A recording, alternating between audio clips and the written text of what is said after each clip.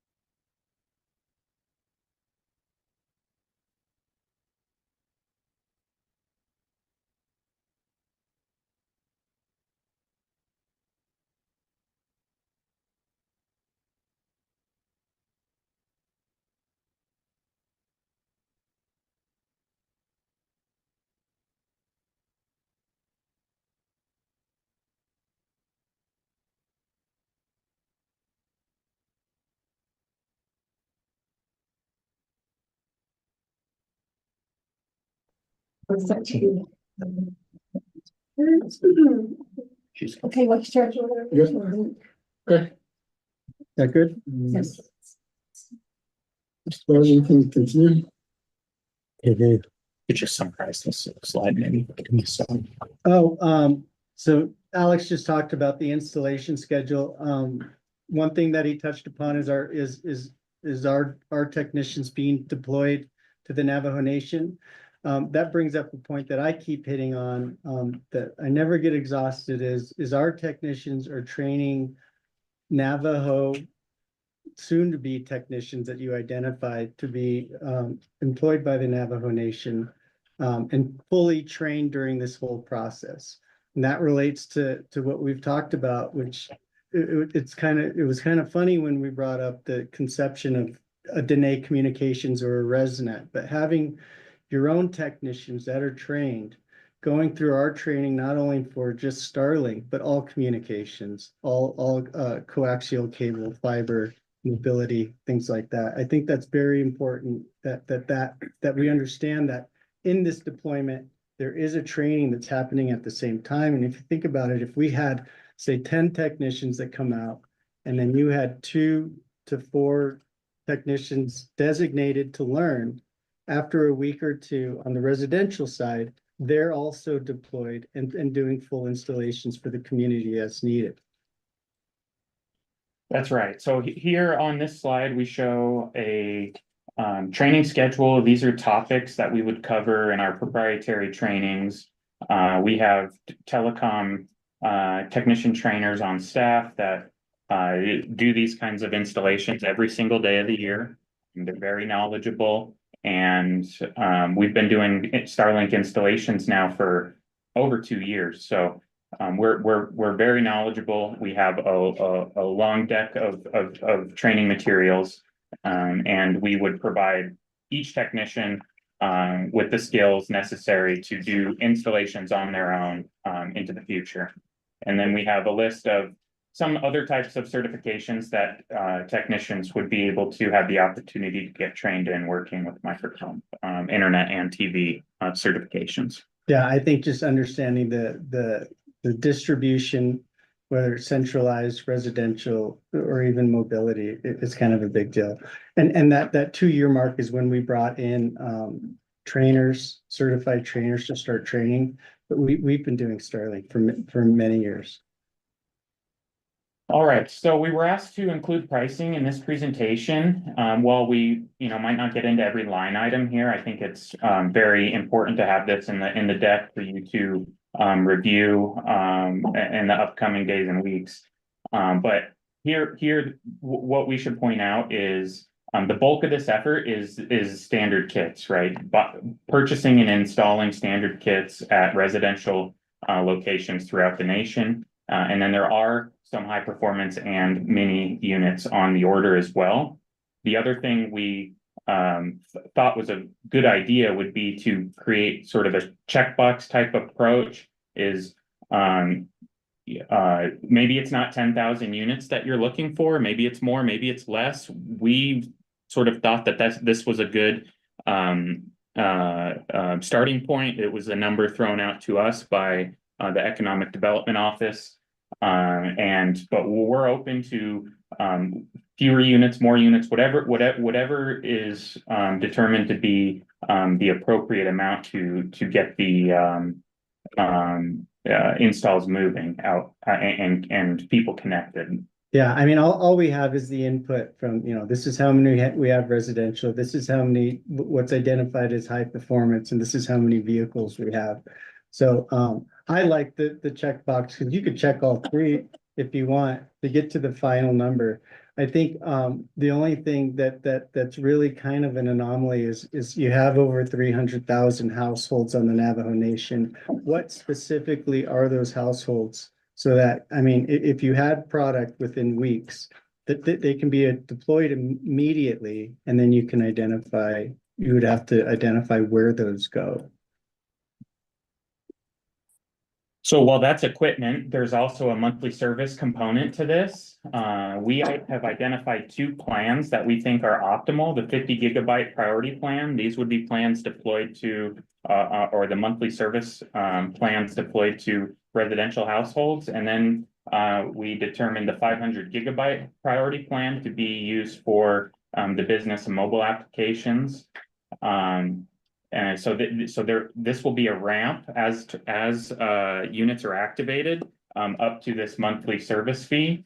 And the pricing does include, it's not just the internet fee. It includes many other value-added services that you're only going to get from Microcom. We provide the unit activation and deactivation. So when the nation wants terminals on and off, we perform that activity for you. all the terminals include priority data. We have customer service and troubleshooting support on staff, a 24/7 network operations center that's doing proactive monitoring, the customer online portal that we talked about earlier, and customized software, as well as the accounting and hierarchy billing that Jonathan mentioned earlier as well, with potential that billing terms. Yeah, and I would say, as far as online support, so Starlink's business model for support is basically filling out a ticket online, and then it moves to more of an email-based support system. So like I said, we've got call centers based out in different states in our territories, so it is 24/7.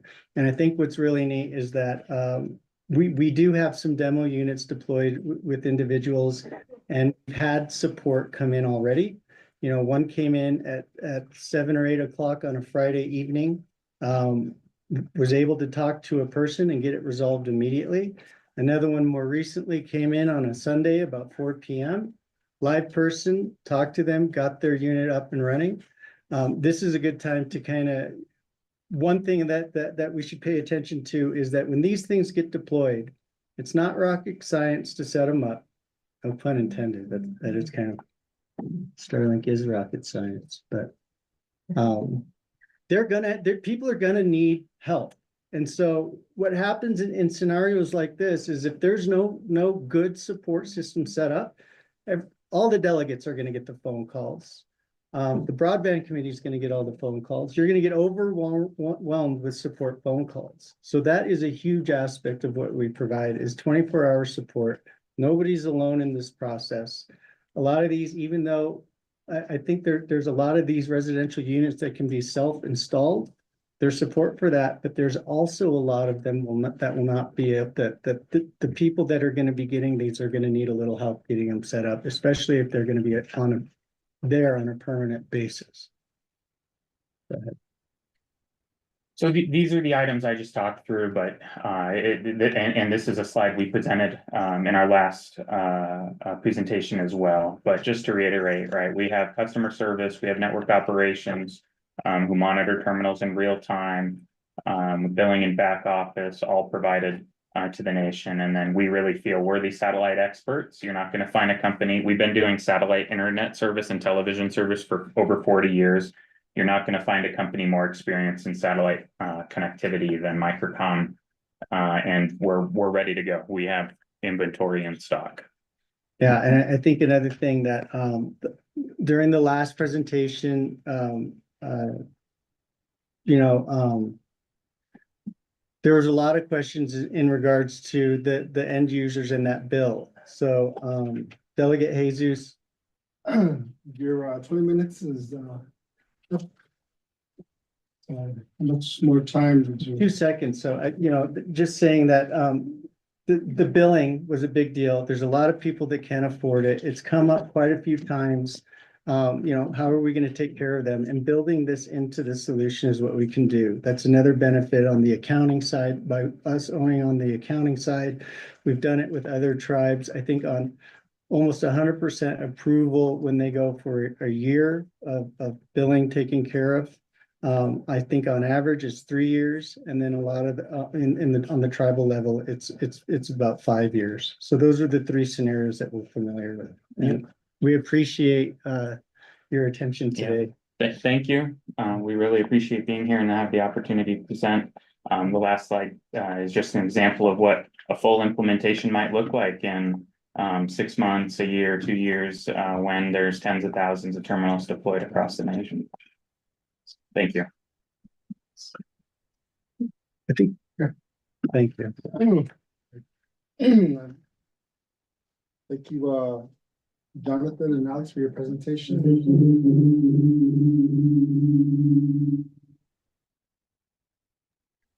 Can I get a motion to accept this?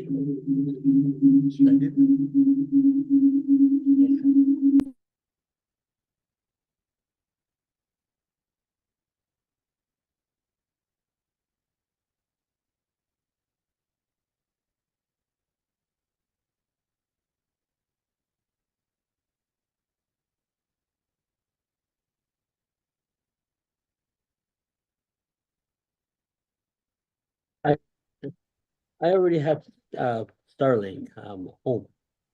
I, I call her Starla. She don't say anything, no yell at me or anything. It just works, and I have internet when I need it, and it's always there. I had NTUA. Don't get me going on NTUA system and so forth on their it would always go out on a Sunday or go out like 6 o'clock at the Saturday evening, or when the power outages happen. Power outages happen, and usually the system goes out again, and they have to send out somebody from wherever to do some resetting, or have to actually go back to the tower itself, and I don't know, maybe input a code or something, and there's light again, internet light, and so that's what I experienced with NTUA. Paid like $89 for and then once I saw Starlink at not Home Depot, well, it's at Home Depot too, at Best Buy, and I was like, let's try that. And it's a little bit more, but it's worth it. We have the capability to do multiple things, and I'm sold on it, on Starlink. It works when you really need it. Even the business mod, I guess the business model one also, I was talking to one of my one of my relatives that put the link in, or the kit, the business link in Cameron at the trading post, and talking to the owner there, he goes, I like Starlink. I have all the capabilities, and it's faster than NTUA. That was his exact words, and that's the same thing I said too. So, with that, I don't know what the actual model to for the to get the I guess the dishes out there. That's another conversation that we need to have pertaining to the resources that's going to be needed. And I think that out there throughout the Navajo Nation, there's the need there.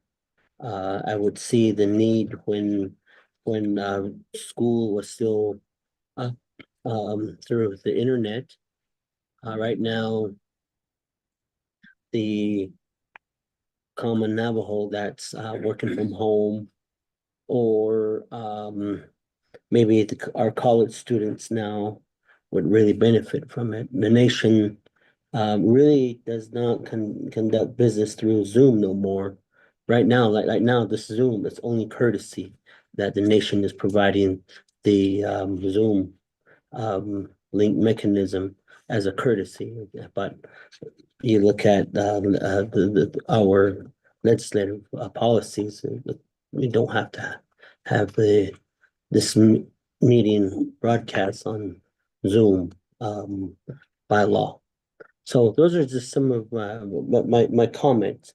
But again, the investment looks like there's 3 proposed investment installments that to be made, or 1 installment that can be done. I think that's another information on where.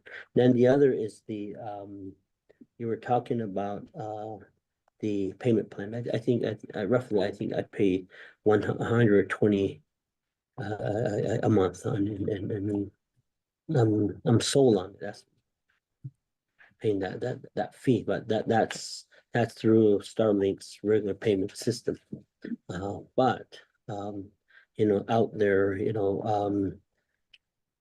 I think that's another discussion that we need to have. We could purchase the units and then get them dispersed out there. The issue is gonna be the, will the client be able to, have, be able to make those payments on the monthly installments? That's just my thought. Might buy a unit and be turned on for 2-3 months and then be turned off, and automatically someone's gonna say it's too expensive. Or I can't afford it. That's what's going on with NTUA. Communities get water line extensions out there, and the issue comes up to the monthly installment. It's great to get them water, but the issue comes down to the operation and maintenance of the system, which the utility system has to cover through O&M, and they retrieve that cost off of the amount of water they use a month or electricity they use a month into the system so that they can maintain the infrastructure. So in this case, this is the infrastructure that's gonna be deployed out there. And just one, my concern will be in those lines. Maybe if we look at, again, even if I state, if we're gonna look at selective families that will, that may be able to cover and hold on, make these payments. We're gonna get beat up for it. They're gonna say, oh, they're biased and they're only gonna pick certain people and they're not gonna pick us. But the issue comes down to is the monthly payment installments. Unless if the nation moves to pay for the monthly payments for them, but it's gonna be another incentive of a of a area that we're trying to get out of. This is the term shop. And I think that it's really good to have this system. But as if the nation moves forward to make the investment, the issue is gonna be how many of them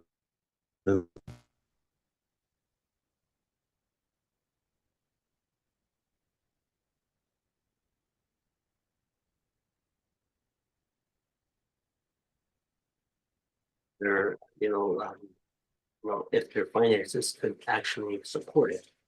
Maybe get a elder right now that's under Social Security benefits. Will he or she be able to pick up those costs because of right now, that 120 is going to, to get them food.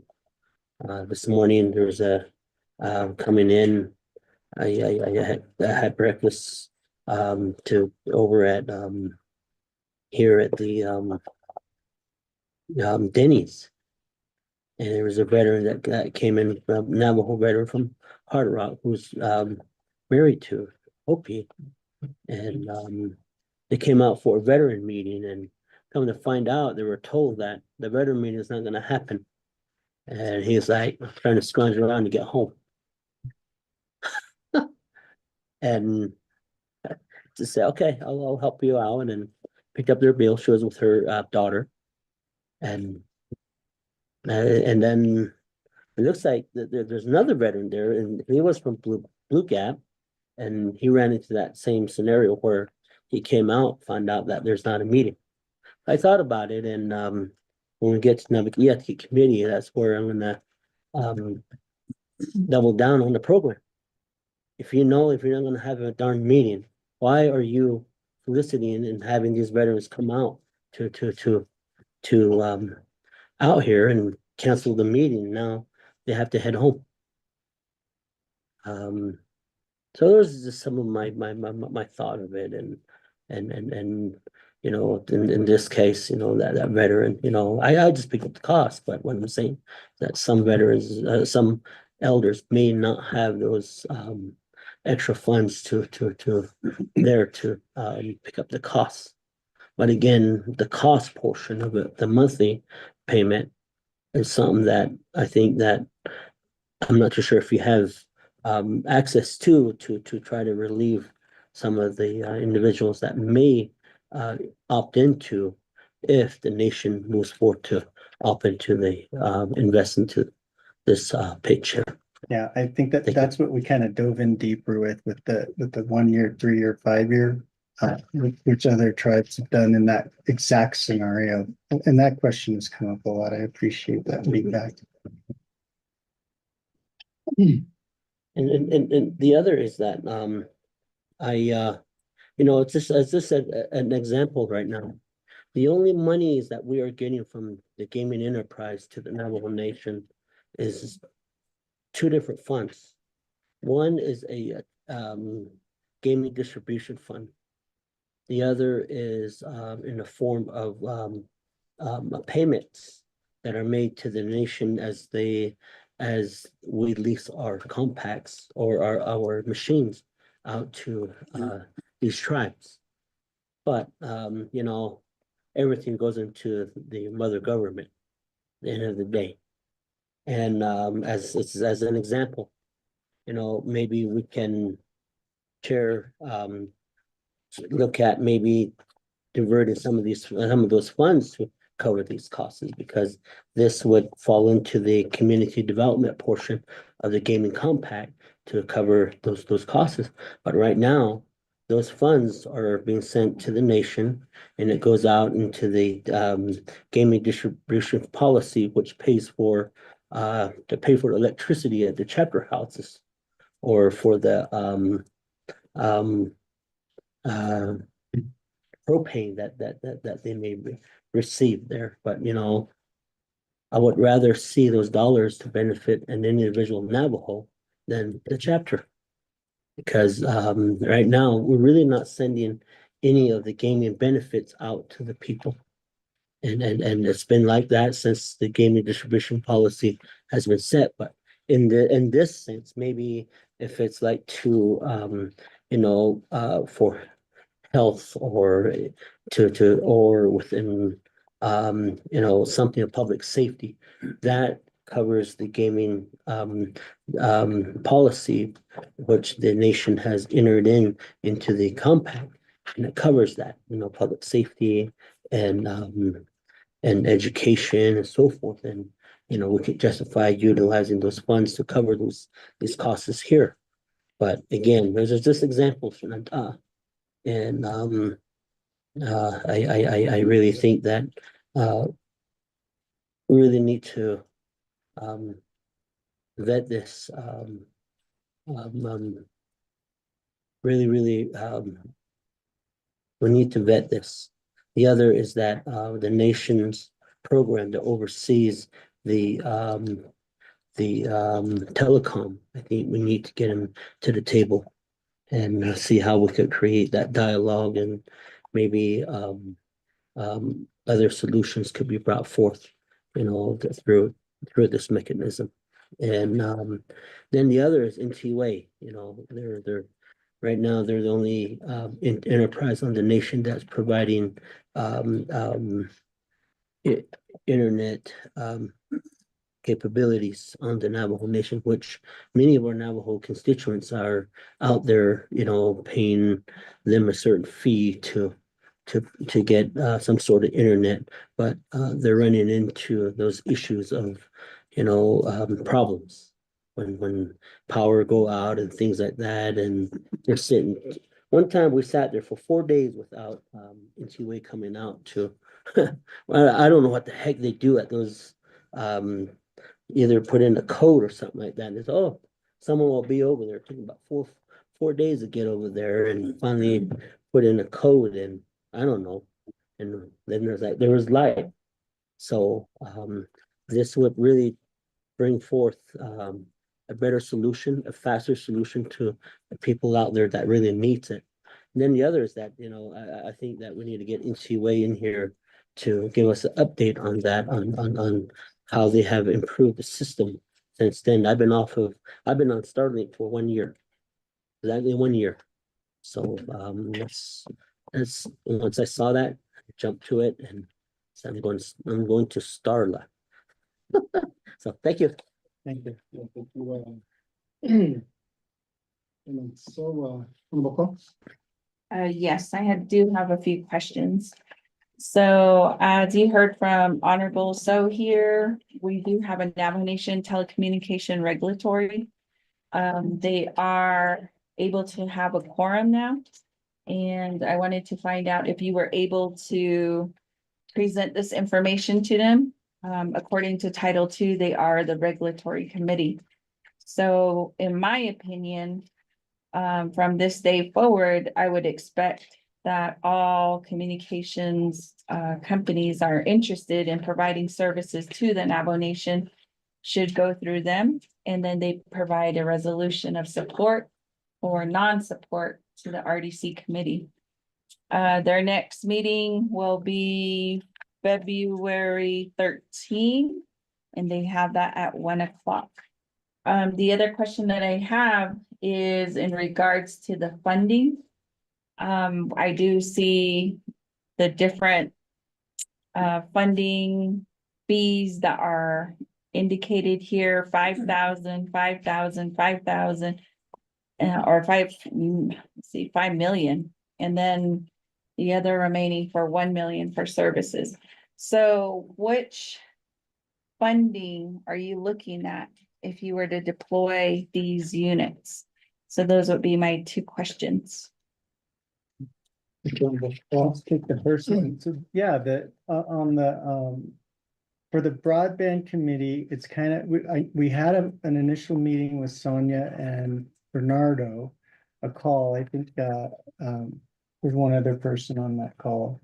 And then we've been told to asked to present in other scenarios, but we're completely open to them. I recently reached out to Bernardo and we had a conversation. So totally open to presenting to them as well.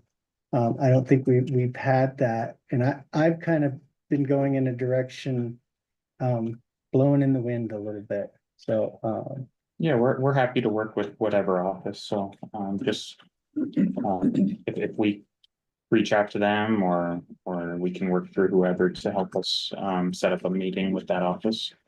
and then number two, I think she was talking about the check mark. Yeah, so I can answer that one. The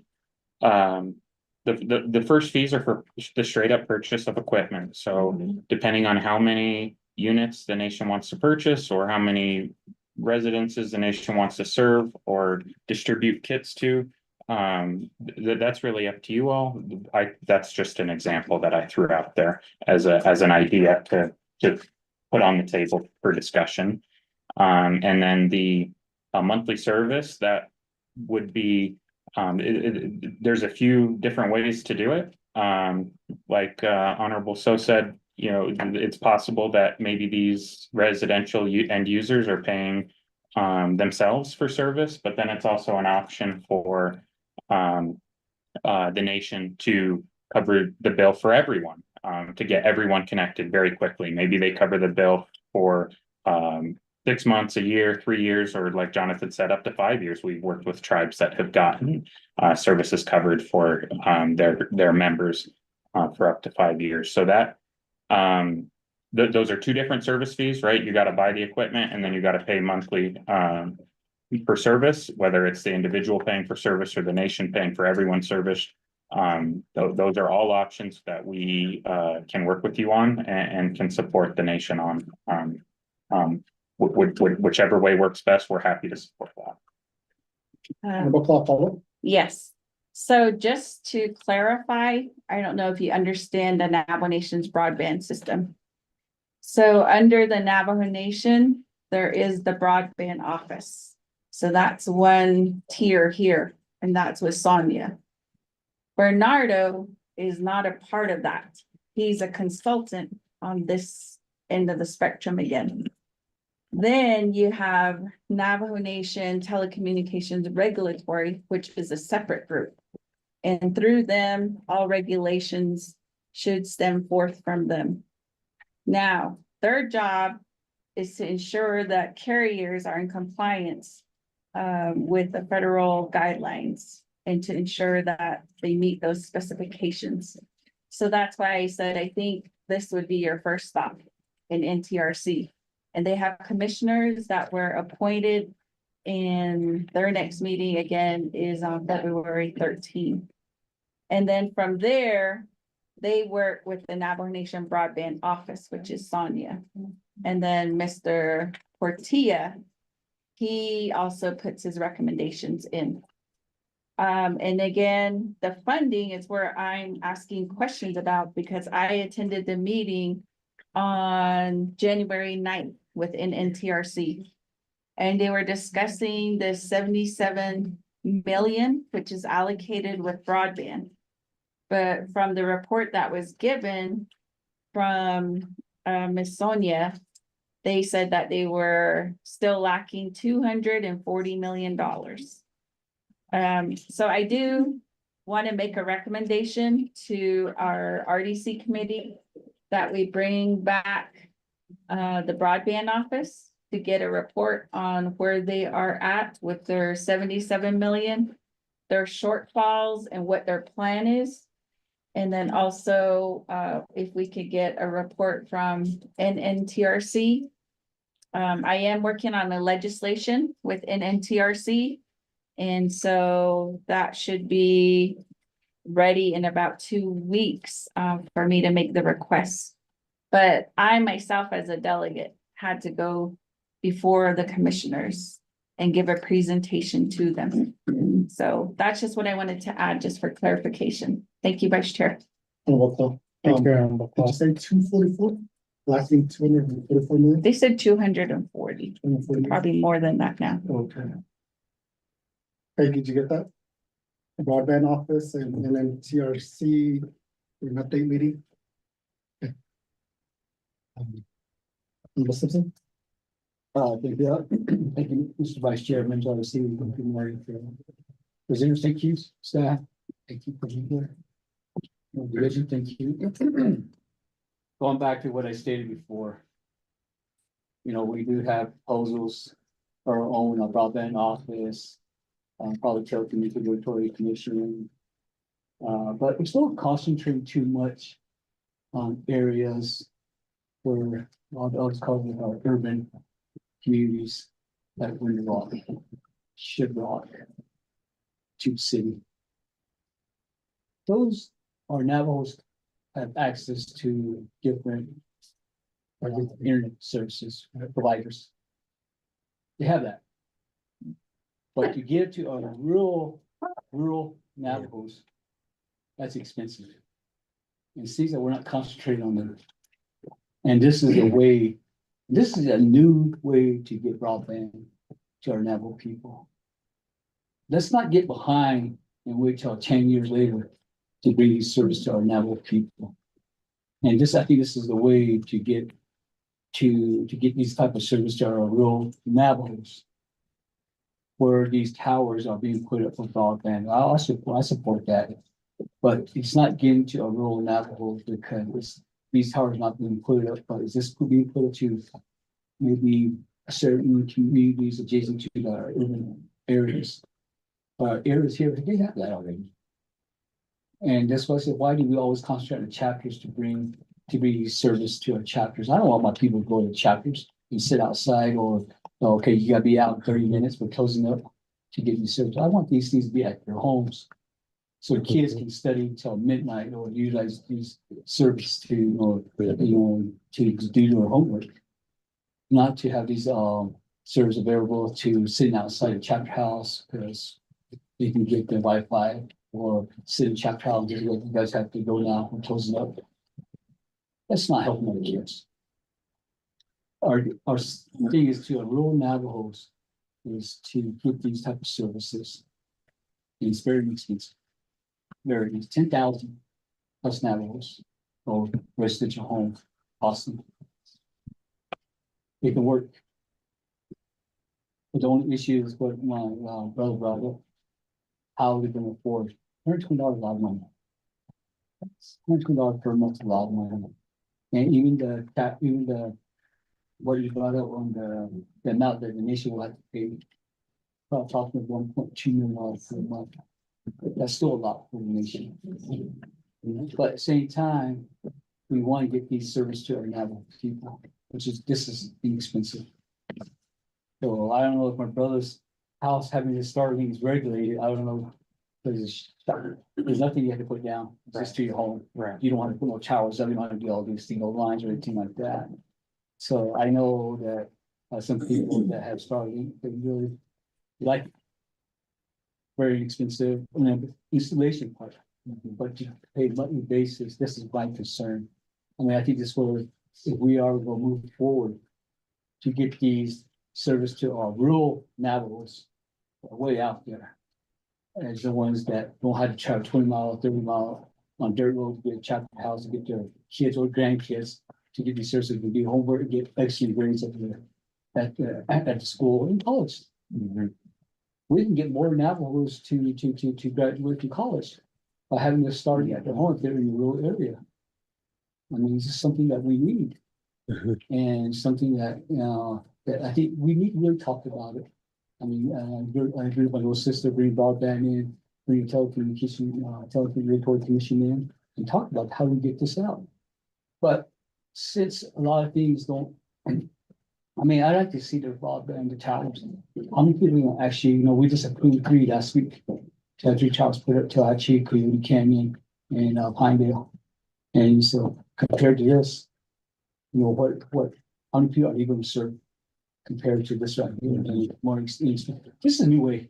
If we don't put the broadband up, I think this is a way to start pushing to get broadband up for Navajo people. Again, I'll say rural Navajos. I mean, this is probably expensive. Putting, I can't remember, it was $3.99, something like that, additional cost for the residential and all that, but I guess it's a new way. I think Navajo Nation we need to start looking into. If my brother here endorsed it, I'll support it, sorry. So, but I think this is a new way. We can't get behind it. I mean, we wait till later on to say, okay, we finally jump into it 5 years later. Yeah. It always happens. Technology is available, but we don't get into it until 5 or 10 years later. By the time it's old school again, a new technology comes up. And we need to stop that. We need to get what's available today technology, how it can benefit Navajo people. And I think it will definitely benefit Navajo people. It's a new way. But we're still in old school tower. But how many people they serve? And I know they don't get to the rural Navajos. And I can see it in my area, 8 chapters. One tower went up to White Line. But it's just that surrounding area. People get that service, but way out there. We still get nothing. Right. That's how it's working, and I appreciate that. To where the tower are getting broadband to Navajo people. But again, I think I said 10 times, we really need to concentrate on real Navajo services, and this the most inexpensive way, but it's the cost. It's the cost of how they're going to keep that service going on a monthly basis. I think we need to talk about that too, internally, how we can go about it. But then my brother, again, I agree with you, we got to get away from this Navajo where shut. We got to get away from that too. Something like that. But how do we do that? We get our people get higher education.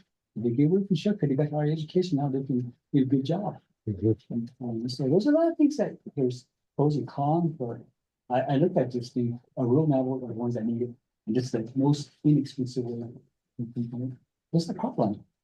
The power line can be shot from the satellite, get power to that house, electricity. That would be the most inexpensive way to try to get all these power lines. Eastern Agency, prime example. If we can have, if something work with digging power lines to our now, get electricity or Navajo people from the satellite, we don't have to deal with rights of way. We don't have to deal with digging. Somehow if that was possible. Or now every Navajo people in Eastern Agency will have power line instead of going through this whole trying rights we approved 5-10 years. So this is on Eastern Agency without trying to go through the whole process. Rights we approved. This is exactly what we need to get without going to the rights to get these things done. I mean, we're saying we're regulated. We're regulated. How come we don't say that about Dish?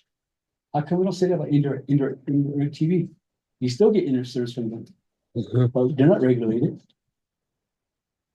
They're not regulated. We don't ask our telecommunications or to our broadband to bring Dish to our house. I don't ask them.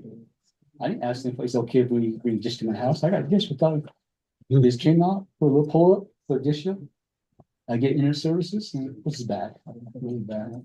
So I'm gonna go with this starting. Again, those things I'm talking about. So I think, we probably had to really look into this, and we really gotta concentrate on real Navajos. That way out there and see how we do these services, but again, save my little sister and my brother here, how are we gonna, how can I Navajo people for services? And $100 a lot of money, especially our rural Navajos out there that need it, but they need it.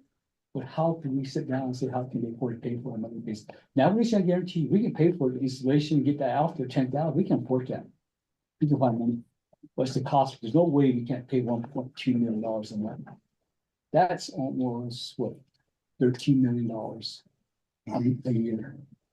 And for 5 years, that's a lot of money for Navajo Nation. If we can find some way for the federal government to say, we can, almost like Lifeline, maybe we can go that route. That will help our people keep starting service for a good amount of time till. I think there's money available. We can ask the federal government to push for broadband. Now we should pay. We're willing to put these. Now we're willing to do that, but again, it takes council action, put into law. But we can do it. But we need to ask for you guys pay for the service for the next 5 to 10 years, just like Lifeline. So this is what our recommendation. Vice Chair, and there's our CFO. I just want to, because I'm talking about our towers work. But like I said, there has to be that site. But this one's coming from down, from top to down, so sorry, help a lot. Real levels. Thank you, Vice Chair. See here. Thank you, Honorable Secretary. Let me, take this, I used to work for the college, IT in Saline, the next college, our own tribal college. The company across the street, Frontier, charges the college around $1,700 for 1 gigabyte. And we're looking at this 50 gigabytes for $120. 500 gigabytes for $250. So that's Frontier. So just let you guys know, but I do agree with my brother about the rural, having it out there, and I've seen that you guys have the major metropolitan areas of the Navajo Nation on your listing, but this is for, the rural communities and everything like that. Before I'm gonna have you respond, I'm gonna take it over to our Chairman Ness. Thank you, Vice Chair, committee members, and also Mr. Beiser and Mr. Schuman for your presentation here this morning to the committee. I do have a question to Ms. Kong, but before I ask that question, I would like to see the page where the prices are. If we could put it back up there, I would appreciate it.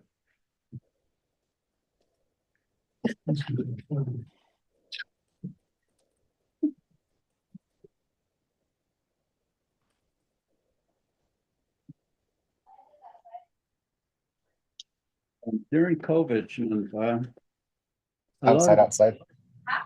In the parking lot. Like in the front? Oh, okay.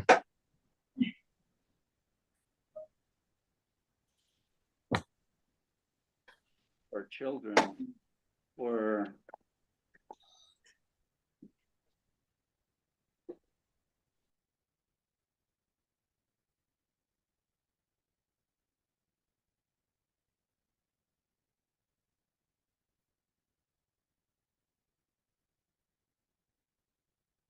a lot of our children fell behind.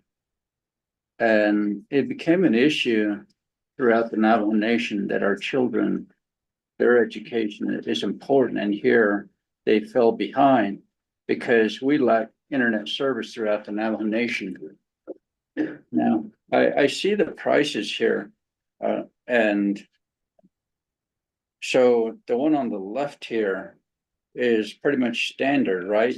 4,000. Is this what a client, one family would pay to pay for the equipment and all that? Is that what it is? Or so at the very top, that would be my question. But my question, committee members,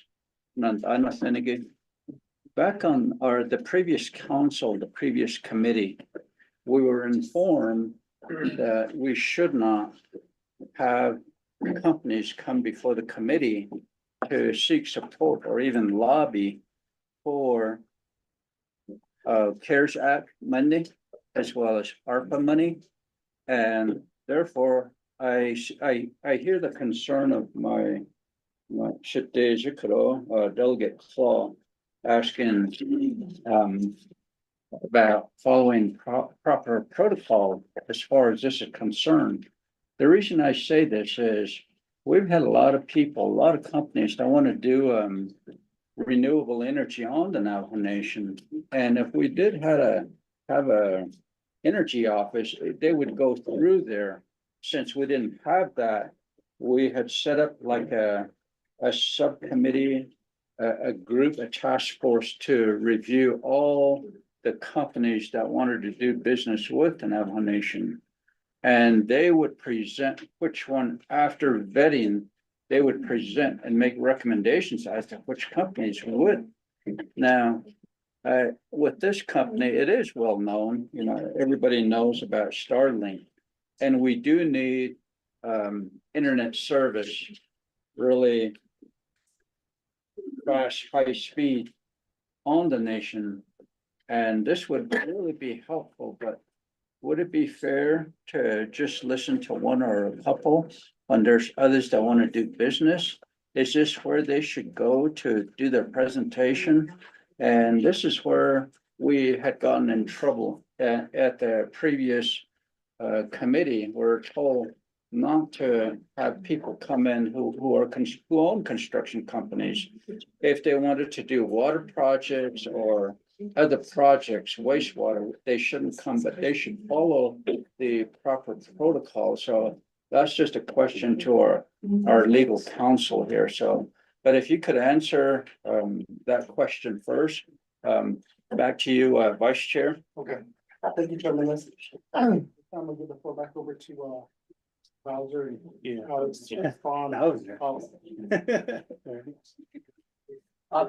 Special, what Delegate, my brother here stated, Delegate Nez, I'd like to hear something from Mariana Khan. Okay. Mariana?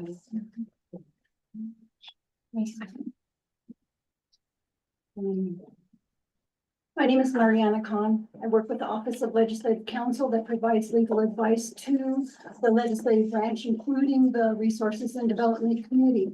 Yes, the Office of Legislative Counsel had provided the legal advice that was relayed to you by Delegate Nez, and that when a situation like this, when a company asks to present to the standing committee about a particular service that they have, the usual procedure is from the last council, the 24th, and the idea was that those requests are supposed to go through a particular procedure. Now, had I known ahead of time that this was coming, I would have advised in that same direction. However, lots is happening, and we have a budget session to start, and I do not work one-on-one with setting the schedule and the agenda rather. And so we do have to be careful, because you do open the door for every company who wants to come in and do business on the Navajo Nation to present to the standing committees. When and then the next company that comes up and wants to present, well, you have already heard from this one. And then for fairness, you do open up the possibility of that other company being wanting equal treatment. So that advice that our Office of Legislative Counsel has provided in the past there's no reason to change that advice. And I'm sorry that I didn't know ahead of time that this was going to be on, this particular report was going to be on the agenda. But that's what I have to say with regard to the Office of Legislative Counsel's previous advice. on this particular issue. And as far as I know, no question has been presented to the current Chief Legislative Council with regard to these types of presentations. But the Resources and Development Committee having oversight over land issues is a standing committee that does get these many requests for presentations because of its oversight over land in general and community development. Mr. Vice Chair and members of the committee. Thank you. Thank you, Mariana. Thank you, Mr. Vice Chair, members REC, the presenters, Ms. Khan for the information you gave us. I guess this is what my little sister brought up and Mr. Delegate has brought up there too. So with that, I guess we can't accept this report because we'll just make it like advisement from our state council. We won't accept the report.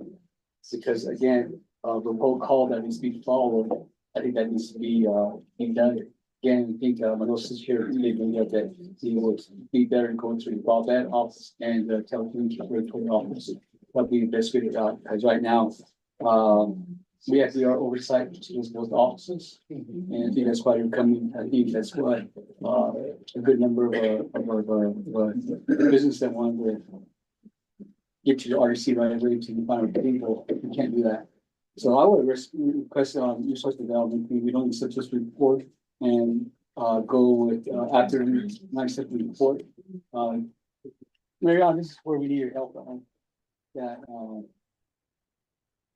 There comes point that we do not go into this route again, that the proper route would take with this type of service and kind of go to the public protocol, it was going to be broadband or office or community office, and this is coming off of the sister state. That would be probably the best way to do it. We can't accept this report in REC.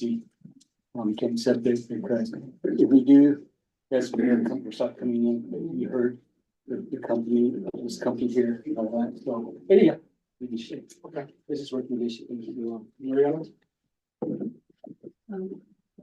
Mr. Vice Chair, members of the Resources and Development Committee, with regard to the fact that the Resources and Development Committee set its agenda and voted upon its agenda, and the report was given with the first and the second. We do have a situation in which I would suggest that one is to accept the report, but the other is, as has been brought up, that if the committee accepts this report, it opens the door for other reports to come in. And with regard to that, I suggest that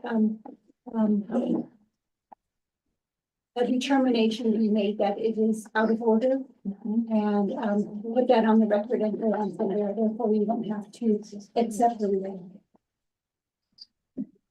Okay.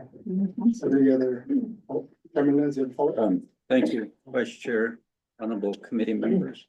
Perhaps as our Vice Chair today, Honorable Johnson, you probably should state for the record that we are the report from Microcom is pretty much out of order, dealing with commercial sales to the committee.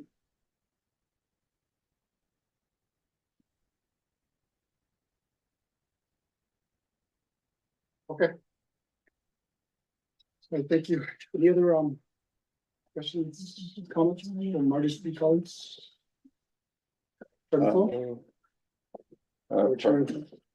Vice Chair, perhaps with that statement, and you could also make a statement for the record to also request to withdraw the motions, which I did motion, and I'm going to withdraw that at this time, sir. Chairman Sol. I think that what can happen is that RDC can move forward to approve the report, but with a directive to say, yes, you reported to us about this, and we could cite what was it was consensus with the 24th Council pertaining to ARPA, the reporting mechanism. that they work with the program, and that was just a consensus, something that we went by. But we could indicate, indicate to Microcon to say, hey, yes, thank you for your report.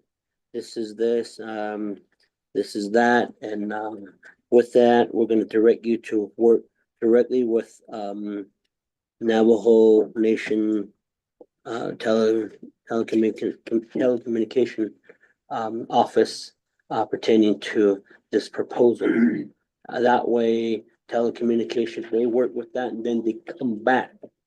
That's how I would address this issue, because it is an official action that it's on the agenda. The other is to go back and just vote this down and move forth. That's the other scenario, because we have a motion in place, a second in place, and the other is to have chair to go ahead and pull his motion out and the second motion, and then we come back as a committee and amend the agenda, delete it off the agenda. That way, that's more of a way to take care of this matter, because right now it's a report and it's brought to the committee. The fastest route to go is just vote it down. So that's what I would do. He withdrew his motion.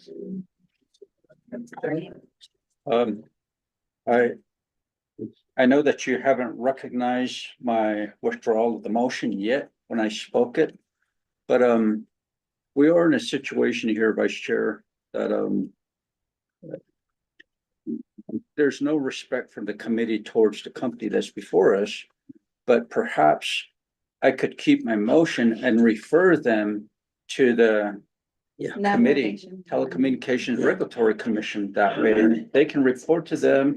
And if there was a legislation that if they are selected to do something, then it'll come before us. Yeah, that's good. Okay, thank you, Chairman.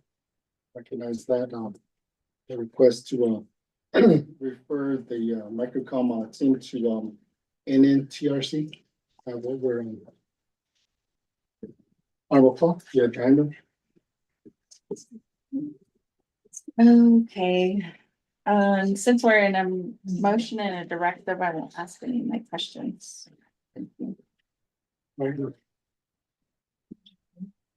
Yeah, I'll wait till they come back with an NTRC. Okay. So let's just go ahead and move to vote then.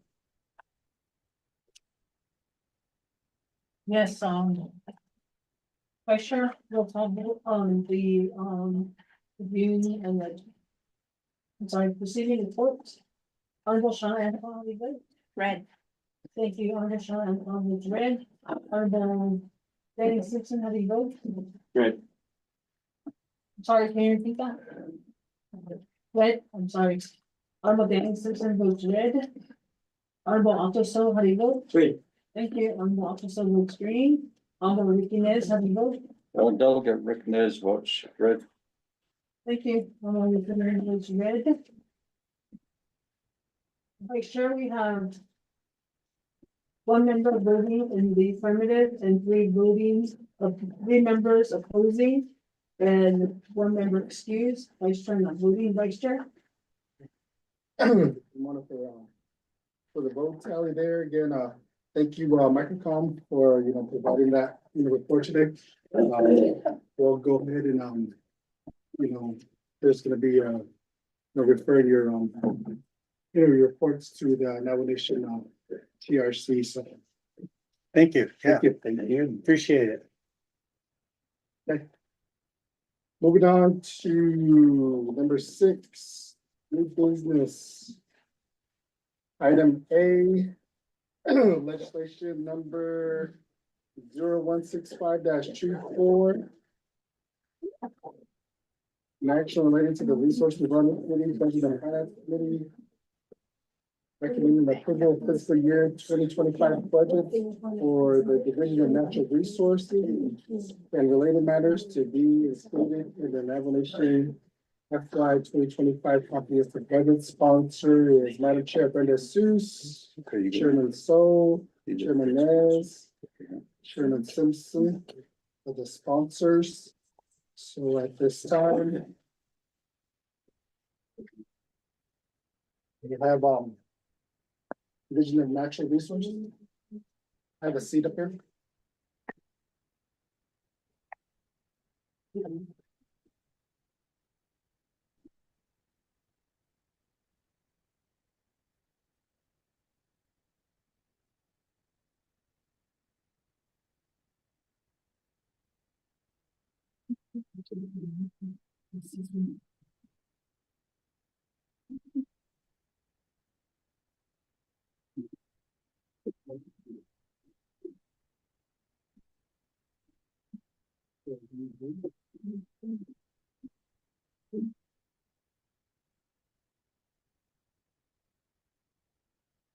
Hey, Chair, just for a minute. I believe that OMB presented these reports on the divisions previously. So we have Alva Tom here from OMB. She's the budget officer. So she'll be doing an overview on those. So, and then we also have a copy of the schedule, the budget schedule that we will send out. It's a draft copy that we received from Budget and Finance. And then we also have a copy of tomorrow's agenda for Budget and Finance. All the activity that is the budget actions that will take place today, they will be sent to Budget and Finance for tomorrow's meeting. And they are on that agenda for today. So they're giving you that information, and I'm not sure what other guidance they need from the state council. Anything else?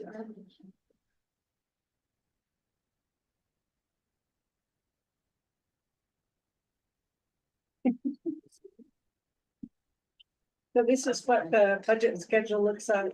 All this comprehensive budget is approved. And then the agenda for tomorrow, and I sent the agenda to all the division directors. So you got an electronic copy of BNF schedule tomorrow. So if you can just share that with your staff and conference for those participations. I didn't get the email. I don't think we got the email. I sent you that this morning. Okay, yeah, I don't have it. I'm just keeping it. I'll just keep it. I'll look at it.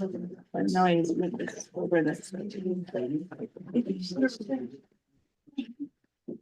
Those are already read into the record.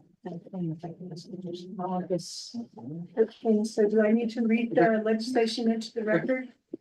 Or has that already been done? It's already been done August. back in August. So we can, We didn't do any budget Ariana? hearings. We didn't do any budget hearings. There was a leadership. Ariana?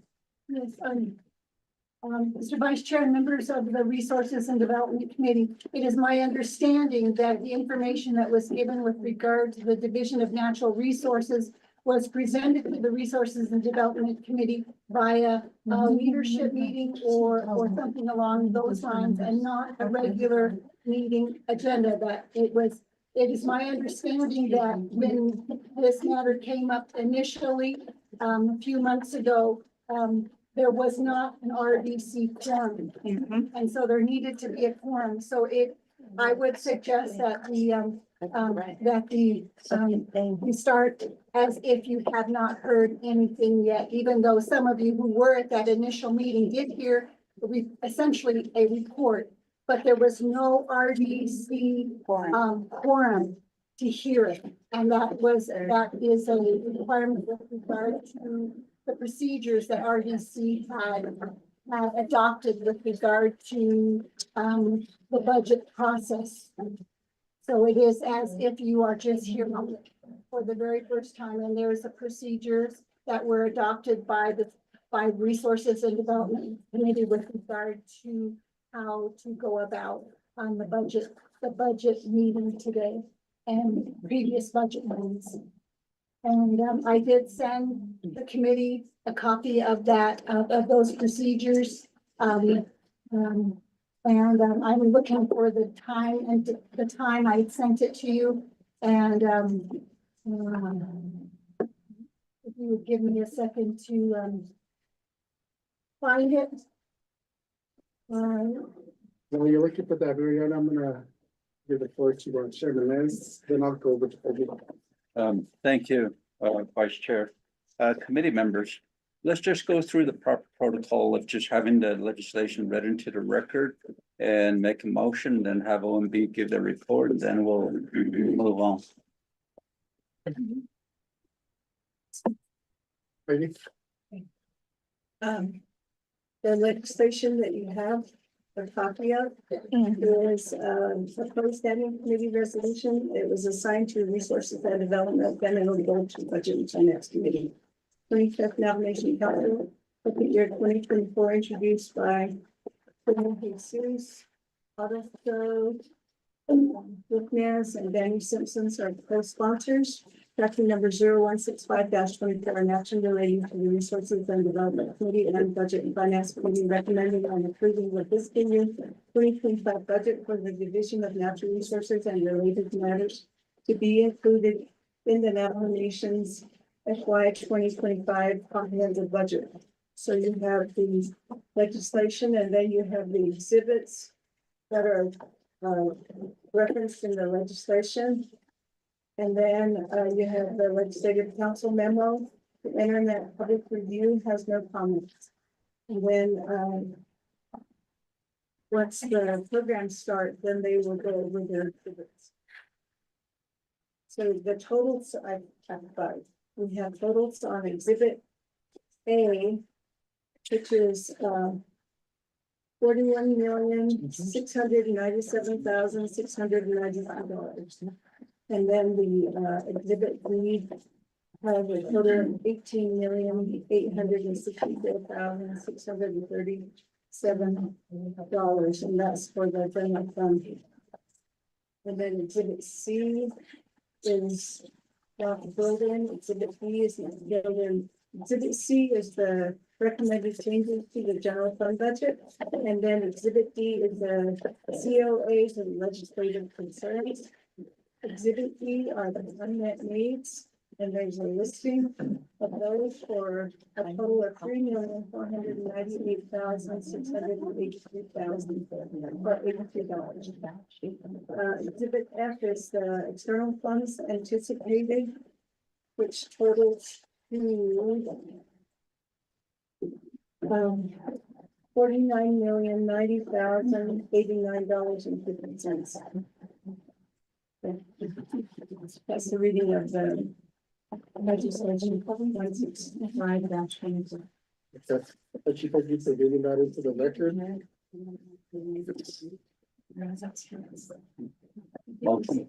Got a motion by Chairman Liz. Second. Any the thoughts? Okay, we got a motion in a second. Motion by Chairman Liz and second by Honorable Clark. Are there any questions regarding this? OMB. Okay, we'll go to the floor over to OMB. You got the floor? Good morning, everyone. My name is Alva R. Tolam, and I'm the budget officer for the Office of Management and Budget. And thank you, Vice Casey Allen Johnson and members of the RDC committee. Thank you for hearing us today. Back on July 22nd to the 26th, we had started the budget process, and we're just continuing from there. And I'll just read into our PowerPoint presentation for the Office of Management and Budget, and we did work with the program with Division of Natural Resources. So under the PowerPoint presentation, we're going to be covering the FY 2025 fund type budget summary, the third quarter budget expenditure report, also the 24 third quarter performance assessment report, which will be provided by our our policy section is Rhonda. And then our third quarter plans of operation status report, and then the conditions of appropriation legislative concern report. And so starting with the first item, we have a budget summary for the budget for 2025.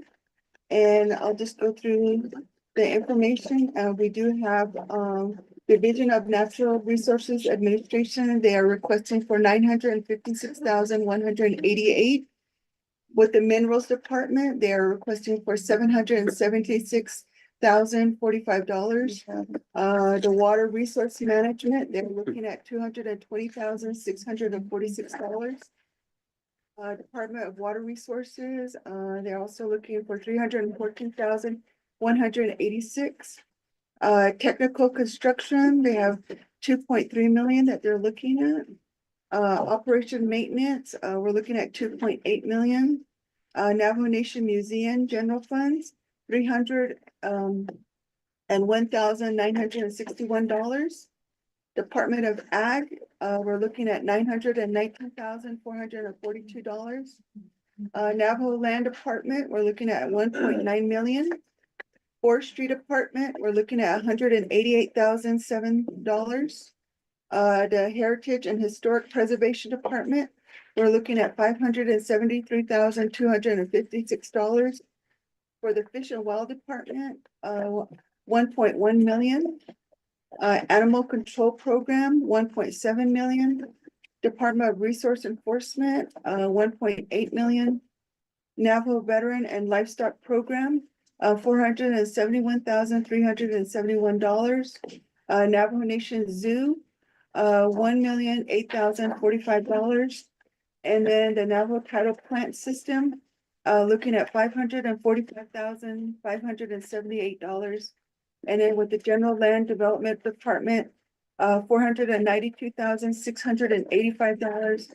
And then with the Energy Office, we're looking at $242,500, which gives us a total of $19,004,846 for the first portion. And then you go on to the second page, we're looking at some proprietary funding for the Navajo Nation Museum, which is about $190,000. With the animal control, they also have some proprietary funding that they received, which is about $14,000. And then Land Acquisition Trust Fund is 3.9 million. And then Water Code gets some funding with the special revenue, and that's about 725,000. And then Parks and Recreation Department, they got some proprietary funding in the amount of 10 million. And then Ranch and Eastern Land Management, 300,000. Fish and Wildlife Enterprise, 900,000.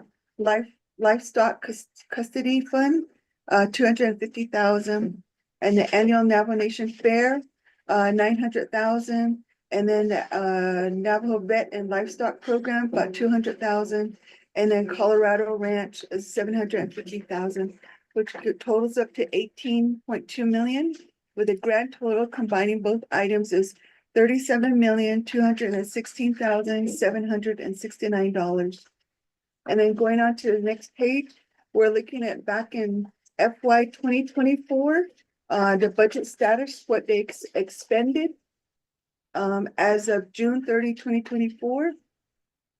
The program with the Division of Natural Resources, they had received an original budget of $20,452,399.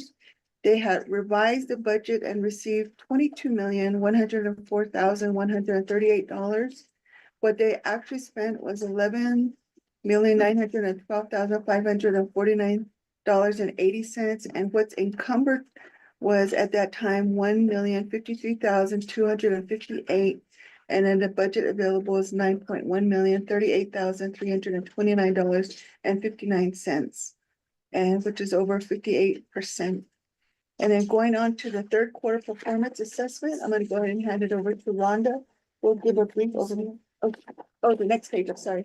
The next one is the non-general funds, the expenditure for third quarter as of June 30, 2024, is for the original budget, they had 18.2 million. And then a revised budget, they got about $80,403,606.84. But they actually expended was $66,578,000. And then encumbered 1.6 million, and then budget available is $12,142,917.18, which is combining both the proprietary and the regular general funds. I just read the grand totals. I shall hand it over to Rhonda. Good afternoon, committee members. Under tab C is your FY 2024 third quarter performance assessment report. The next page is for this is all the 21 business units for the Division of Natural Resources. First quarter average was 4.35. Second quarter was 4.21. Third quarter was 4.43. And right below there, we have a rating scale. And you will note that the overall score for the natural resources is meeting their goals and objectives. And just for your information, this report is done on a quarterly basis and it's disseminated to all the programs to do their self-evaluations to see if they're meeting their goals and objectives or not. Under tab E is your FY 2024 third quarter plans of operation status report. The next page is for plan of operation. They all have a plan of operation in place, and item number 25, we do have Navajo Nation Energy Office listed as non-plan of operation, but there is one in place, but it needs to be amended. The following page is their statutory reference for each of the programs. Under tab E is your FY 2024 conditions of appropriation legislative concern report. Under LC number 1, legislative concern number 1, that's for all division, departments, and programs. The second column is your division, department, program, business unit, and going down to the middle portion, we do have a division of natural resource, and we have one program out of that division, which is the forestry department. As of third quarter, they gave us a response and their status is compliant with. Under LC number 2, again, it's for all division departments and programs. And forestry department, as of third quarter, the report was, they're still working on it. This is in reference to their expenditure rate of the ARPA funds. And the LC is directed for them to provide a written report to BNF by the end of the first quarter. The last page is your legislative concern number 3 for all division departments and programs. And is to provide a written report to BFD regarding their usage of the FMIS 6B electronic process. Under DNR, forestry reported that for the third quarter and they have complied with that. That concludes our OMB report.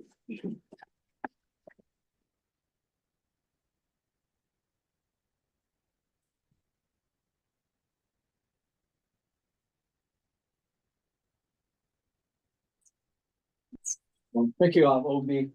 Our vice chair had to step out for a bit here. She'll be back in a bit here. So with that, we had the legislation ready to record, and we also have OB return for the record. So we'll go ahead and move forward. He's going to be presenting the vision. All right, go ahead. And next thing we'll be presenting on, I believe, all the departments. Under the division, in that budget. All right. Thank you, members of the Resources Committee, also all the staff, legislative staff, and the counselor, also OMB staff, and also DNR. Staffs are here available to answer any of the questions that might be asked.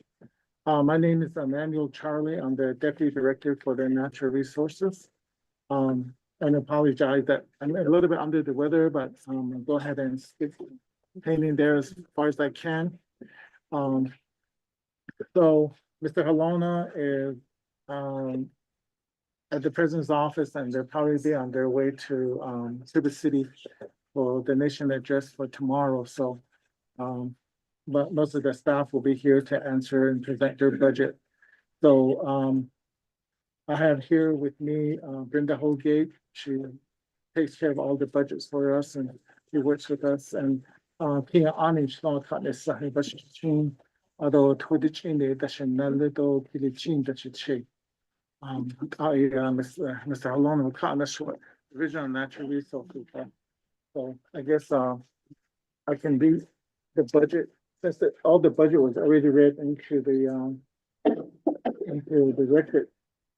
Okay, sure, we got everything in the record. Is there any concerns you want to bring to our resource development meeting? Once that, we can open the floor to the members to ask questions in reference to your delivery budget. And if there's, if the questions have, be asked on certain part of that, will be open to your, department managers. So, is there any concern you can bring to REC before I open it for the committee here? Well, thank you, Honorable Simpson. I guess one thing, I know when we first started the budget, it was, we went back and forth and of course, a continued resolution was true from there.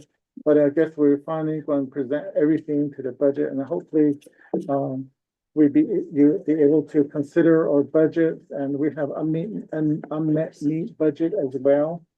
That we would like, ask the committee to really consider some of those we all need.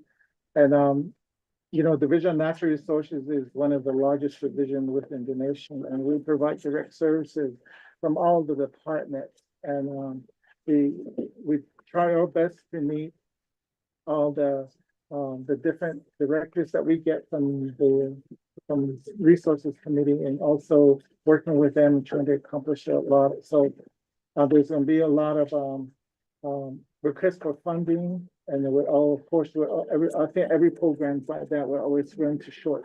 So I just want to ask the committee to really consider our budget and move forward. We're already 6 months into the administration, and we really need these fundings. Everywhere we're short. So hopefully with this thing going, we'll be able to accomplish some of the goals and tasks that we have. So some action committee to really consider the unmet need budget, and what budget we present. Thank you so much, and we work closely with OMB on it, and correcting all the budgets and trying to meet all the guidelines we can.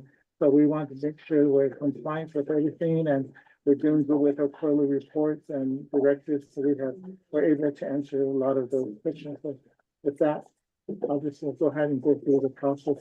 Thank you, Mr. Charlie, for your, report in reference to your division budget for FY 22. I appreciate that. Just to give some information, last week we did have a leadership meeting through conference call, and we did come to the leadership meeting not to address unmet needs. Just to give you information on that. Then we had another meeting with all the delegates, a leadership meeting, I believe last Wednesday. And we also, during that time, it was also stated that we'll be no consideration for unmet needs, just straight across the board, what's the week and the comprehensive budget with no unmet needs. So again, that's what we stated unofficially, the leadership meeting, but still will be up to the committee here if they are going to just unmet needs and all that stuff. So just be careful. Just be saying, it'll be up to the committee here to decide that, just unmet needs, but officially we did 2 times, they say that we are not going to just unmet needs, because we're already, as you stated, once this comprehensive budget does go into play, if it's approved by the council and signed by the president, it's only be 6 months. And Navajo Nation has operated on a continued resolution for 4 months now, and we're really not saying we need some, we're running out of funds. So just to give you a heads up on that, we'll stay by that. The issue between budget and finance and RDC, and also among the council, we had to just give you an update on that. So with that, the floor is open. Then I'll go give Gallo back to vice chair. So the floor is open on here. Thank you, on the Simpsons. We're taking the gavel there for a few minutes. I think that was a vehicle that was backfire engine. I got startled out there. And back inside. Carry back inside. So I think we're safe, so at this time I'll give the time over to the committee. Any committee members have any questions regarding this? Any questions? Coming so? Just to, I guess DNR overall, and this will be the same message to all the programs that's here, is that, when the funding is disseminated and identified to go to each program, the managers work with their programs to say, where do we need to put these monies? And I really hope that those where each manager's under DNR put money where it's needed at. The other is that the unmet need, we are at the tail end. Even if I think if we approve it, you realistically only have like 3 months to spend, and then you have another 3 months, and it's already fair season, and everybody's and the expenditure rate and the OMB report. I really want to see what the fourth quarter numbers look like, what each program did not use, because that will tell you a reflection of what is actually utilized at the end of the year versus what is asked, because I think we need to go in and amend Title 12 so that maybe future allocations are geared to actual expenditures over the past 10-year average. The past 10-year average, I think we can get. That way, if a program is spending that same amount, and that tells you that the program really don't need any more money, or there's something wrong with management, they're not expending, but the services needed here. So as a good example is the home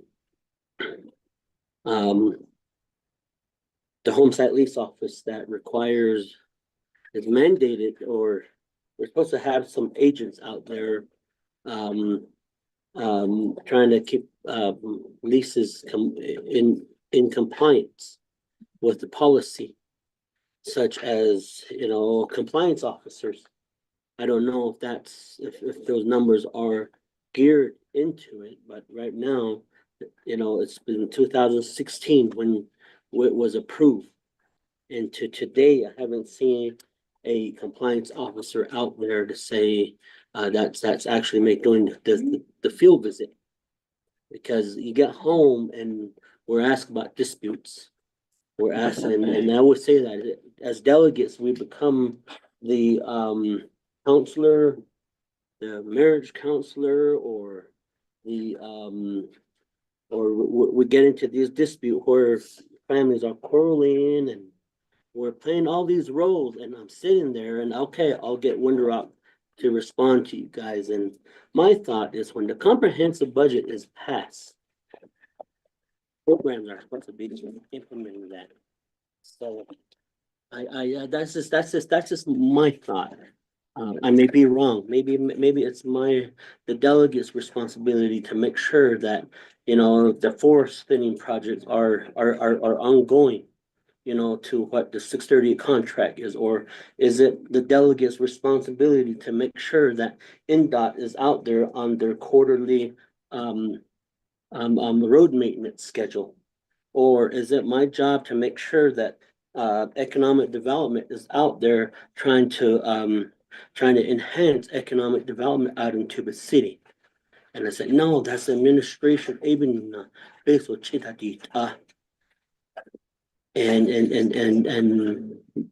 I try to refer them back to the programs and to provide that information. So across the board for all programs.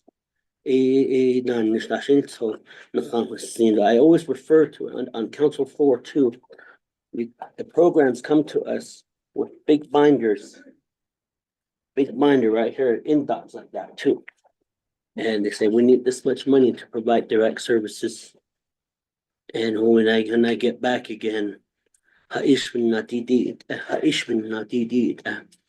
I'm over there on my phone with community development or INDOT, or I'm a rancher right now that's trying to get information on cattle theft that had occurred in Western Agency, and trying to shed light to that and things like that. And the rancher, we haven't heard anything. We talked to the grazing officer. The grazing officer hasn't heard anything pertaining to that. So somebody is not communicating. So that's what I'm getting to. And my thought is that really my responsibility to get Trump. Am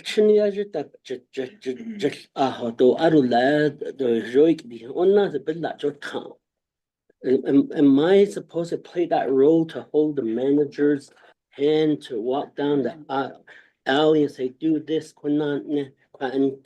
easy? And that's what I'm getting to. And that's what I'm playing phone tag with this morning regarding that issue down in Marin, Arizona, pertaining to the 56 cattle that may have been stolen from Navajo. And I don't know how the Navajo Nation is responding to that. So those are just examples. I'm just one delegate out of the 24, and I always tell my region, my chapter meeting, that if the program does not work with you, just write the number down, what was communicated, and get it to me. As I alluded to earlier, was about a veteran here in that St. Michael's that came all the way from Palaka. Her daughter came from Phoenix. The driver heard him here, and the meeting was canceled and shouldn't know quite. So those things like that occur. So based on such but they know at the local level. Whether an office like social service is not providing that service, and someone would come to me, how come the LIHEAP program is not responding to me? How come the BIA 638 death benefit from that is not responding to me in a timely manner? The mortician or the morgue wants their monies to be paid on this date. On nothing should add. So this evening, I'm gonna excuse myself about 3. I have to go to Chin Lee. Apparently, I'm in that scenario to the city where I have to travel to Chin Lee office to again, probably get that person's hand and say, Dean non ne. Oh, shit, that's your top. Resume that audit. That alcohol management portion of really need to be implemented with communication to our constituents out there. When it comes to my constituency,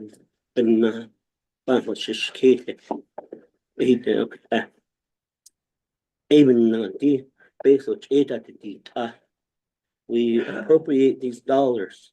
When council appropriates the dollars for the comprehensive budget, I say the council's work is done on funding the Navajo Nation's major budget priorities out there. And there shouldn't be any thing, but direct services should continue to move forward. But then that's when council moves to policy. And then we get a few funding requests. The other is that on your unmet need, it doesn't hurt to come back for UUFB. And maybe looking at it, because the numbers in there that reflects 12 months. But if you allow it to reflect maybe 3 months or something, that maybe there, I think we can work with that and do that along those lines. So it is with that. Yeah. Thank you, Chairman. So Any other questions on the citizen? Thank you, Vice Chair, members of, Resource Development Committee, presenters, if they had just a quick comments or, going back to, there's two issues that were brought to, not issue, one issue we heard at, Pinion, and also we heard this, Shipwreck in reference to, resource enforcement. And a lot of people dealing with grazing permits, and some people have, livestock out there without a grazing permit. They're actually trespassing, or how we enforce grazing permits and how we enforce these laws and these codes are in place. So one of the things was that, we need more resource enforcement out there. But last week's meeting, the Shipwreck, basically, we were kind of getting, we were told that we really don't have the authority to enforce these individuals that were trespassing, have livestock on Navajo Nation trust land, and we don't have they don't have the authority to really enforce that. So I think, Natural Resources Division, not supposed to be here, you gotta look into that. You gotta start thinking about amending the plan of operation for, Department of Resource Enforcement, Department of Resource Enforcement. I think we need to look into that. Where do we need to start amending their plan of operation to give them that authority? We really enforce these, where people are grazing without grazing permits and just destroy the land out there. And we come back here and say that land has been destroyed. So we don't really have individuals out there really enforcing people grazing out there. I mean, having livestock grazing out there without grazing permits. So those things we have to look at. I think some of the meetings that we have heard, your division, your department's meeting division, for their administration, Department of Ag, were out there. You heard the presentation, you heard what we need to do. So maybe you sit down with the Department of Ag and also your administration individual for Shipwreck and here. And hopefully that will give you the information, what needs to be done within the Department of Resource Enforcement to amend the plan operation. Second of all, there's nothing, the Energy Office. I'm not sure why that's not a priority for the Navajo Nation. And we've been barking to establish the Energy Office. And I know we have tried to work with Office of State Council, also Department of Justice, also Division of Natural Resources. I don't know why it's not important. Our revenue is declining at a fast rate. But we're trying to, how do we get additional revenues? It goes back to renewable energy, other pipelines that people are requesting or renewal and all that. But everything has been at a standstill for about a whole year.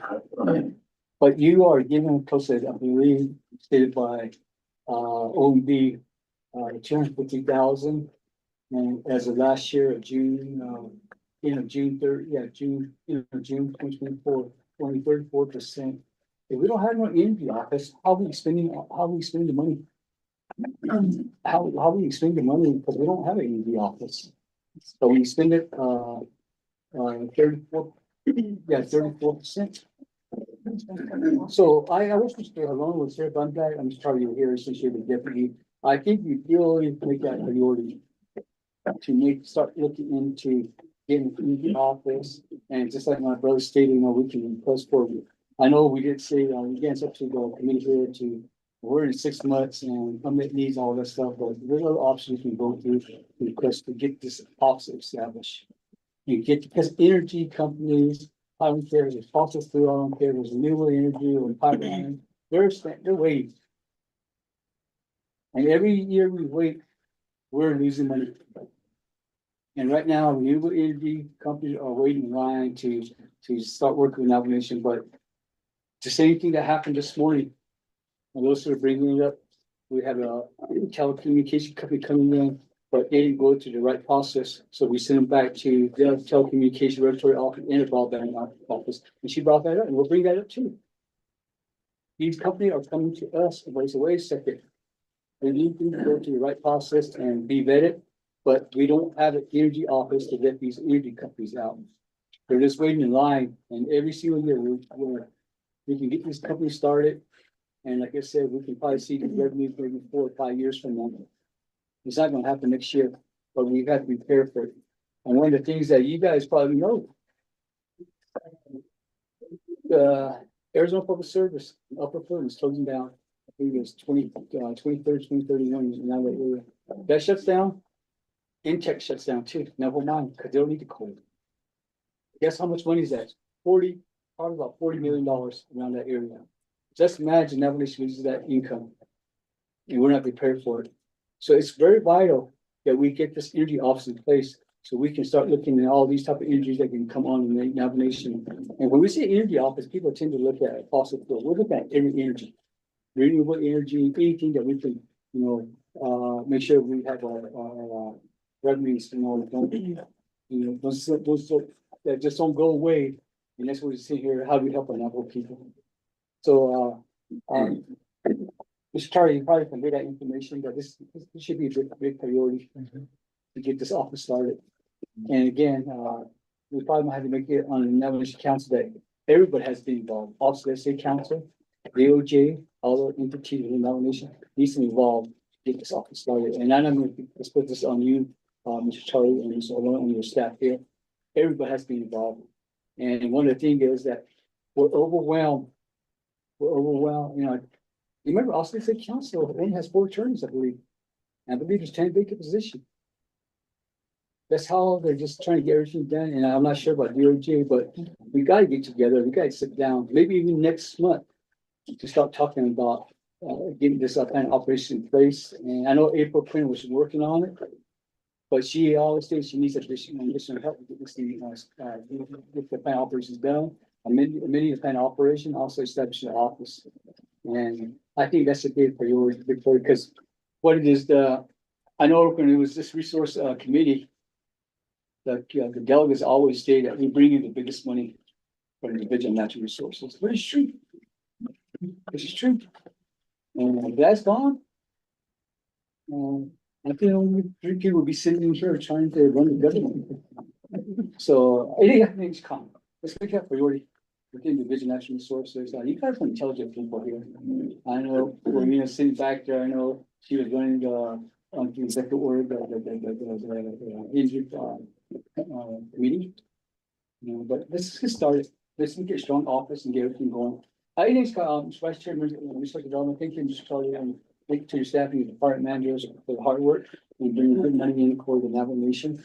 But that's going to decline, and we've got to find an alternative revenue stream in Navajo Nation. Thank you, Kat.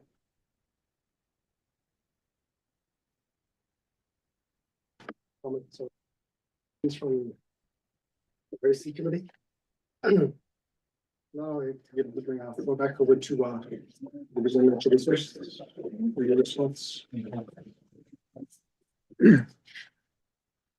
Well, thank you, members of the Resources Committee, for the concerns and that you provided to Division of Natural Resources. Yeah, we go through that every day. So I think we all do as leaders out there. And so we'll look into this and make we're already into like 6 months, but we're still going to continue with it. And I wrote all the information, and we're working on the energy, the energy office, and we're working on consultant, and I can have Brenda give you kind of update where we're at in there. But the home site lease, yes, home site lease is always an issue on the Navajo, and compliance was always an issue when they were there way back. And I was looking through land department, they don't have any compliance position in there. I just senior home site agents, and they still haven't filled some of those positions yet through the agency. So I think that's where probably the problem is. And Mr. Vitsui is not here today, so but we have one of his staff here. But anyhow, I'll make sure that I relate that information to them, and we can go. And of course, grazing permit is always an issue too. So those are the top thing, and we continue to work with them, and just is doing a great job in the area, and we'll do a follow-up on it. I know she's aware of all these stuff that's going on. And then although Mr. Simpson, thank you for all these issues you brought to our office, and I will make sure that Mr. Ilona is aware of it. I don't know if he chimed in, but But I'll let him know and we can go from there. And also the resource enforcement portion of it. We'll look into that plan of operation. And then we'll go from there. So I'm getting all the information down and I'm definitely going to relay this information once we get together with it. And I know there's gonna probably be more questions when we go before BNF as well. So I think Brenda has something that she wants to add. Good morning. So, Chair, Vice Chairman, RDC members, good morning. My name is Brenda Holgate. Colini Ancient. I don't send a bit of just managed education, aid the shitty, I don't, this is the aid the Shanala. Auto D, Mr. Charlie, don't Mr. Holland. Oh, one of the discussions and fundings and budgeting projects. I guess it's called Jack of all trades. My question and my concerns, and I know the department managers here are also probably wondering what's going on. I myself was contacted by the legislative advisor, Ms. Peggy Natway, and informed us that there's gonna be a resource and development committee today regarding our budget. And so the budget that was presented to you was for 12 months. Beginning October 1st through September.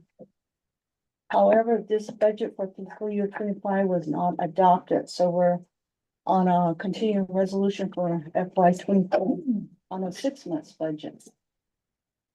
So for us to be prepared to go before BNF or NABI and to the full Navajo Nation Council, would we have to amend our budget to reflect fiscal year 2025 for 6 months? That's the clarity that we need from BNR. So right now, we are on a CR budget that we're presenting 25 proposed budget for 12 months. Just need that clarity. Thank you. Thank you, Brittany. Welcome our Budget and Finance Chair Parrish. Thank you for joining us and joining us at a good time. And I know you can respond to Brenda's question. Thank you, Vice Chair Casey Johnson, and also good afternoon to my colleagues on the Resource and Development Committee. Thank you for making some time today to convene to review the proposed budgets for FY 25. And all day I've been helping coordinate some meetings between Office of Management and Budget, Office of the Controller, Office of Legislative Counsel to ensure that there would be as smooth as possible conversations about the resolutions. So for clarity, I'll work with the Office of Management and Budget, Office of the Controller, and Office of Legislative Counsel to create a memorandum that that outlines some of these frequently asked questions, but essentially what this FY 2025 comprehensive budget legislation will look like is it is a 100% funded FY 2025 comprehensive budget. So for the expenditures that happen through the continuing resolution, they would essentially be subtracted from that comprehensive budget, but that won't be reflected in the resolution because it's just an accounting measure. So the budgets that should be before Research and Development Committee today are at the full 12 months, and then the Office of Management and Budget and Office of Controller will take care of the accounting portion on their end. So this is just for legislation and for the committee to take a look at proposals for 12 months. Thank you, Chair Parrish. A couple questions. Con, we had this we had a budget for division of natural resources here, and I'm not sure what committee is going to do. They can still support the not to do unmet needs or unmet needs. So if we are going to continue with not to address unmet needs, on this, binder, do we need to, 15?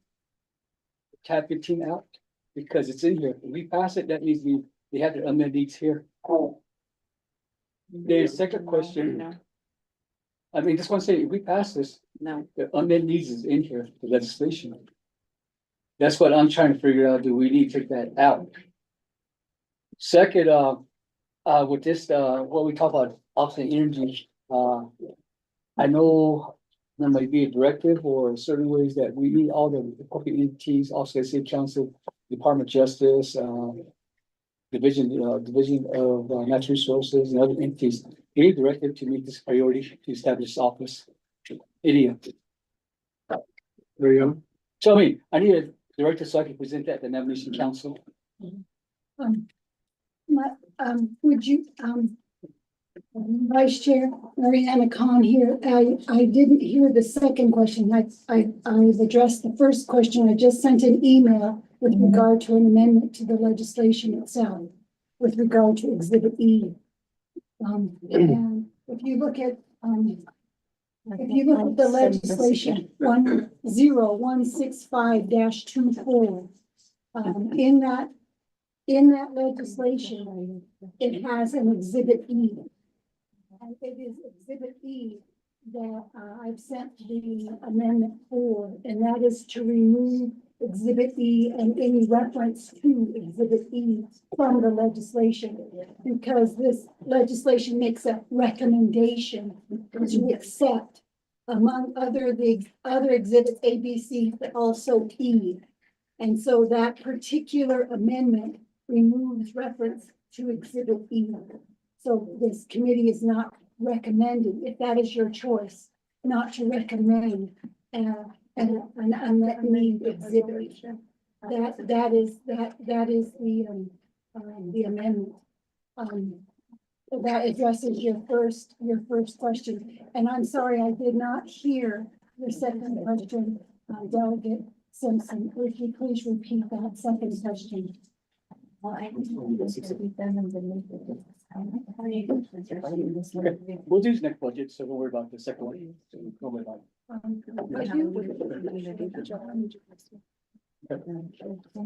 Mr. Vice Chair, I do want to make it clear that all, this is not an exhibit. So that is why there is no need to remove 15. Thank you, Mr. Vice Chair.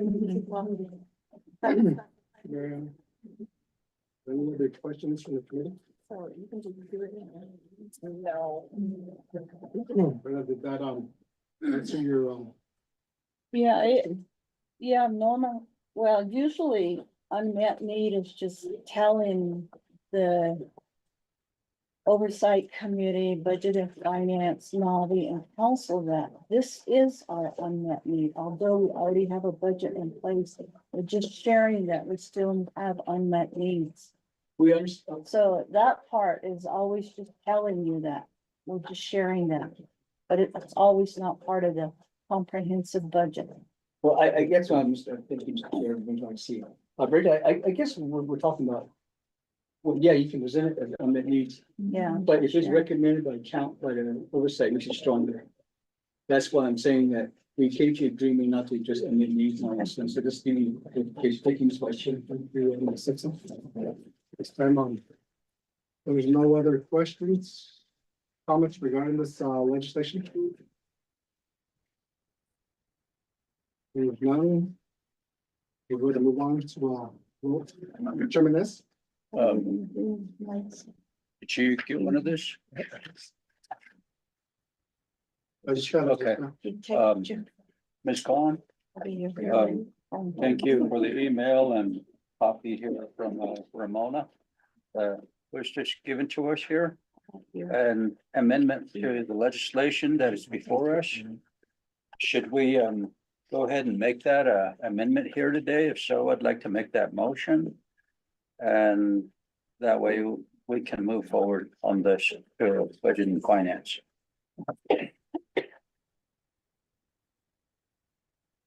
Thank you, Chairman. I'm making my motion. Amendment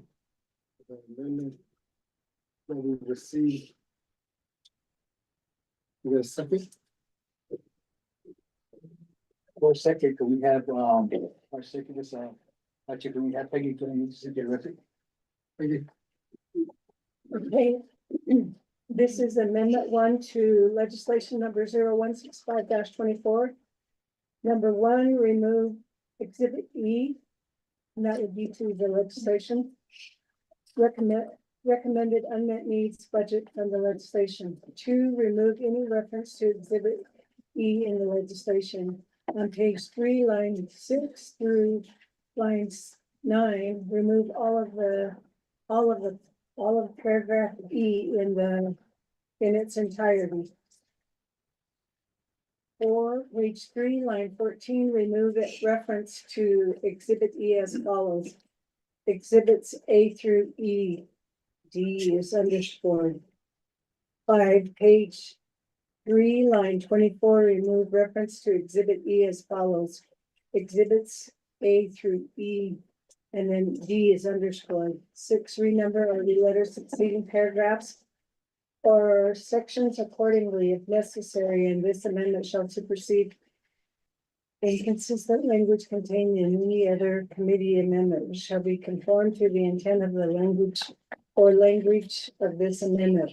The Office of Legislative Services with notice to the sponsors of the legislation is hereby authorized to make necessary grammatical changes. So that's amendment 1. Thank you for reading the amendment into the record. Get a second. Amendment, get a second by Ernie Simpson. Second. Any questions to this amendment? Second. On the second? There is no questions regarding this. Let's go to vote. Yes, Vice Chair, vote on amendment number 1. Honorable Shawna and Paul, how do you vote? Green. Thank you. Honorable Shawna and Paul, votes green. Honorable Martinez, how do you vote? Delegate recognized, vote screen. Thank you. Honorable Martinez, votes green. Honorable Alfonso, how do you vote? Great. Thank you. Honorable Alfonso, votes green. Honorable Danny Simpson, how do you vote? Green. Thank you. Honorable Danny Simpson, votes green. Vice Chair, we have 4 members voting in the affirmative, 1 member excused. Vice Chair not voting. Vice Chair. Okay, one for the votes, motion carries on the amendment 1. Go back to the main motion. Are there any other questions or comments regarding this? There is no other questions regarding this. We're on the main motion. Going once, twice, Second reading. second reading, please. Okay, so amendment 1 is to remove it to the E recommended unmet needs from the budget legislation. 2, remove any reference to exhibit E in the legislation. 3, page 3, line 6 through 9, remove all of paragraph E in its entirety. 4, page 3, line 14, remove reference to exhibit E as follows. Exhibits A through D is underscored. ED. And then 5, page 3, line 24, remove reference to exhibit E as follows. Exhibits A through ED is underscored. And then 6, renumber or re-letter succeeding paragraphs or sections accordingly if necessary, and this amendment shall supersede inconsistent language contained in any other committee amendment. It shall be conformed to the intent of the language of this amendment. The Office of Legislative Services with notice to the sponsors of the legislation is hereby authorized to make necessary grammatical changes. Thank you, Peggy, for that second reading. This time, if there's no other questions or comments regarding this legislation, let's go ahead and move on to a roll call vote. Yes, Vice Chair, roll call vote on the motion on the legislation. Honorable Shawna and Paul, how do you vote? Green. Thank you. Honorable Shawna and Paul, vote green. Honorable Danny Simpson, how do you vote? Green. Thank you. Honorable Danny Simpson votes green. Honorable Alfonso, how do you vote? Green. Thank you. Honorable Alfonso votes green. Honorable Martinez, how do you vote? Delegate recognized, vote screen. Thank you. Honorable Martinez votes green. Vice Chair, we have 4 members voting in the affirmative, 0 opposing, 1 member excused. Vice Chair not voting. Vice Chair. Thank you, everyone, for taking the votes. Motion carries legislation number 015-24. Moving on to, item B, legislation number 0166-24. An action related to the Resource and Development Committee and Budget and Finance Committee. Recommending approving the fiscal year 2025 budget for the Navajo Nation Division of Transportation. And related matters to be included in the Navajo Nation FY 2025 comprehensive budget. Sponsored, Madam Chair, Brenda Suits, Chairman out of phone, Chairman Edge, Chairman out of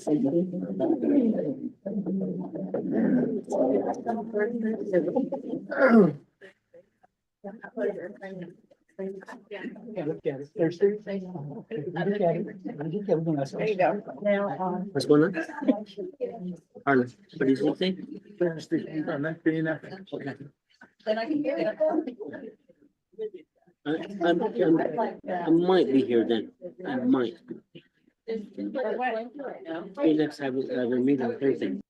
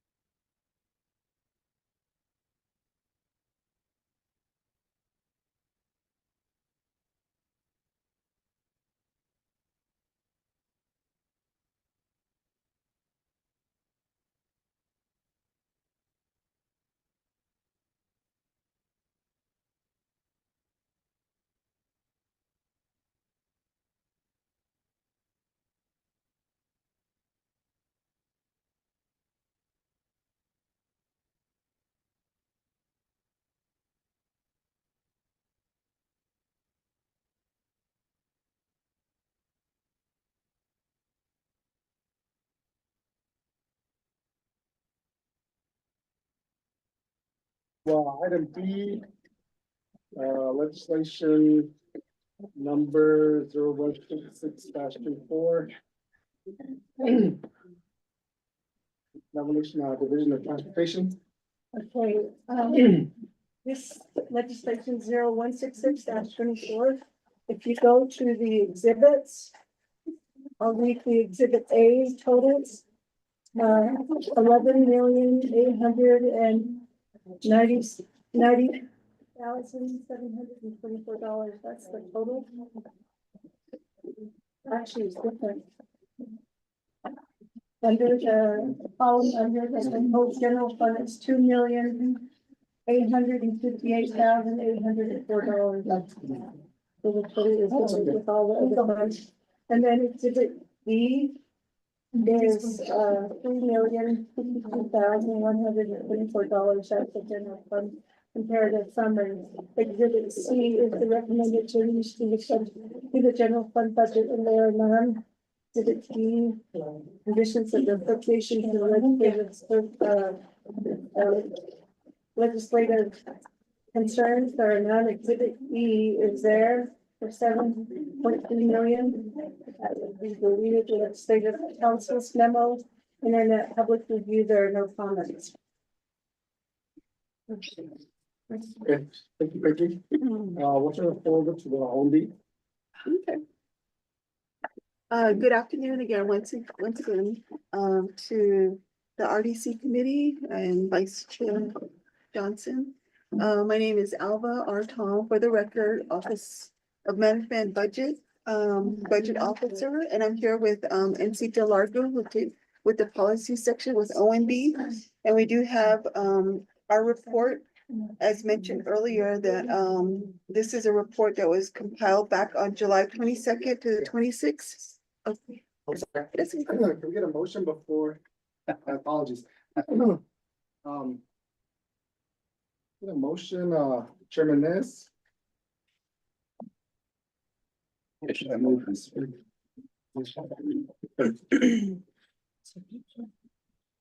Second. A second. We got a second. Over to thank you. Right, and then, just like I was saying earlier, our report was back, going through the comprehensive budget back in July. And everything came to a halt, and we're just picking back up right now.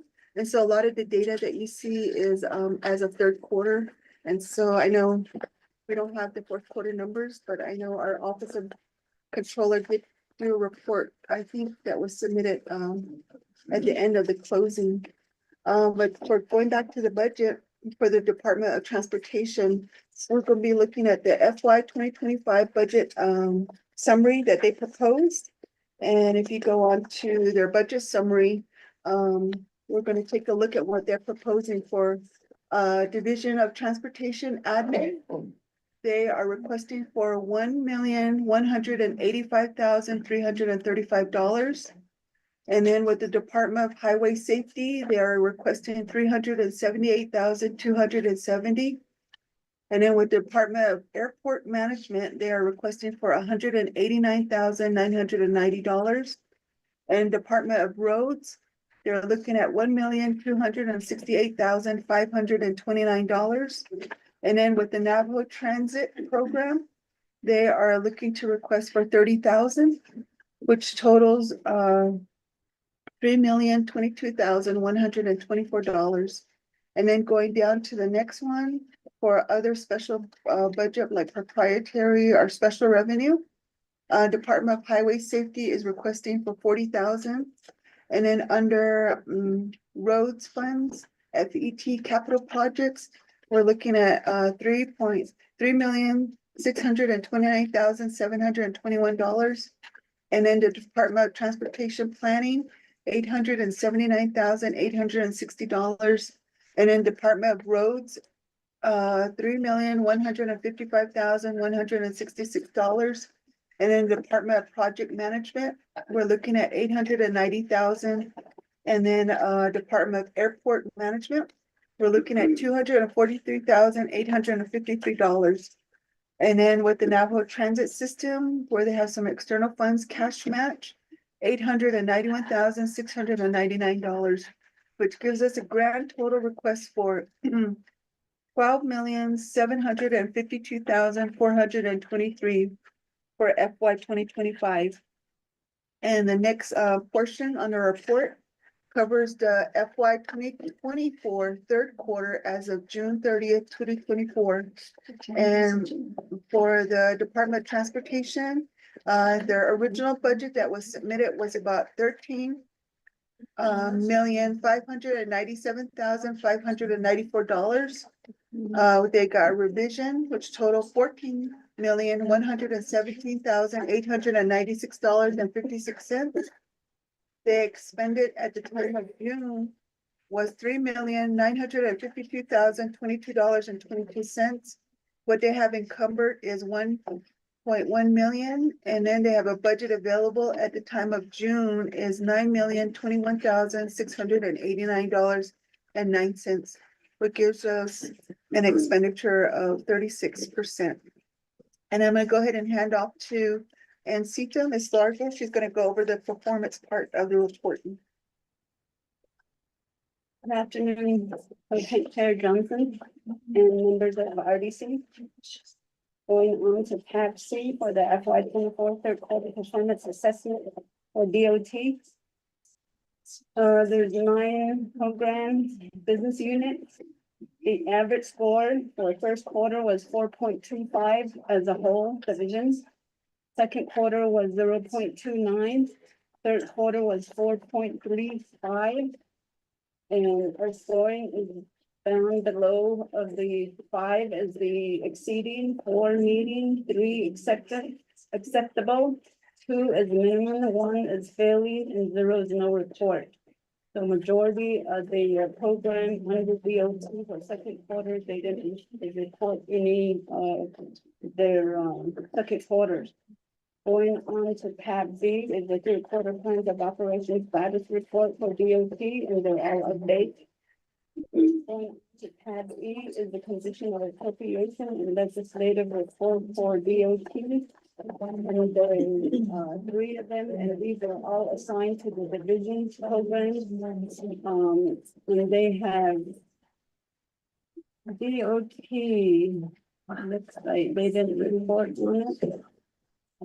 For the LC number 1, number 2, DOT, they're not on the list, so therefore they didn't report on it. Number 3, DOT is not on the list either, so they didn't report on it. That completes OMB's report. Thank you. Thank you, Andy, for your report. Mr.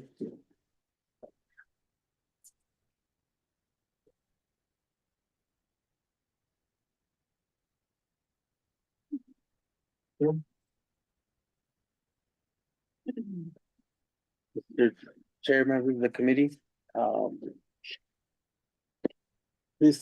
I started on January 2nd, 2024, so I just completed my first year. This past year has been an interesting year. We had to go back and update so many different things. As you can tell, we missed the whole quarter of submitting the reports. When I got to DOT, there were only 2 permanent managers. About 88% of the building was unoccupied.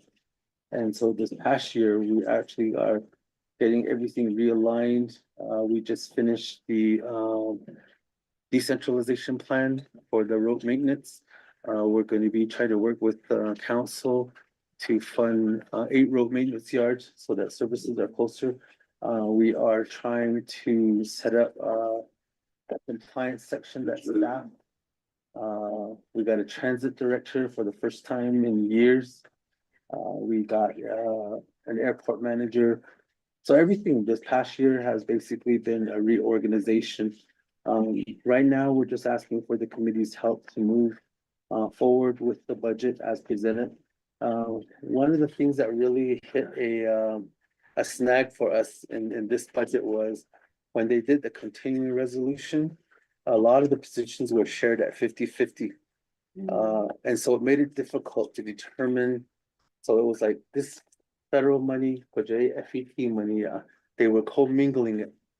And so what we were trying to do with the 25 budget was to consolidate them in silos. And so what we did is we combined it in with the federal highway dollars. It was really difficult when they did the continuing resolution. So we had to scramble, I think 6 of our staff didn't get paid the first paycheck, but after that, we were able to fix it. So we winged it, we got through it. Right now, I think we just need to move on and try to get a budget approved for the remainder of the year, so there's some stability in our organization. So that is what we're working towards, and we would like to request your support to get this budget through so that we can make all of those adjustments going forward. There were a number of positions that we are going to be filling. We have taken some of the funds from this year and matched it with some of the federal highway dollars, where we're going to be hiring a consultant to come in and help us really revamp human resources. We have been working with Department of Personnel Management.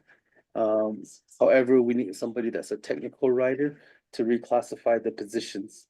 By that, what I mean is we need to pay more to our transit drivers.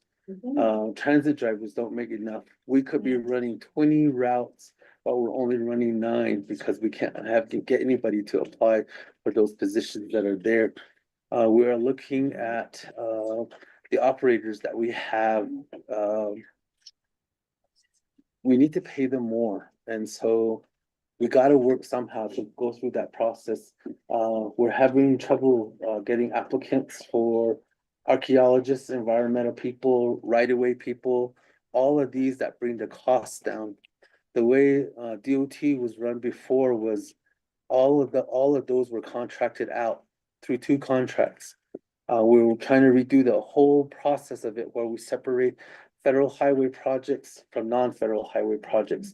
And we don't want to just one contract. We want to separate it out into, this is the engineering portion of it, and these are the compliance, environmental studies, those kind. We have a lot of Navajo contractors that can do that portion of it. So that's why we're trying to set it up into 4 quadrants to do that. So in this next year, that's what we'll be setting up. But we do need to get, we have approximately $258 million sitting there. Between 2013 and 2024, Navajo DOT only contracted out about $125 million in actual construction projects.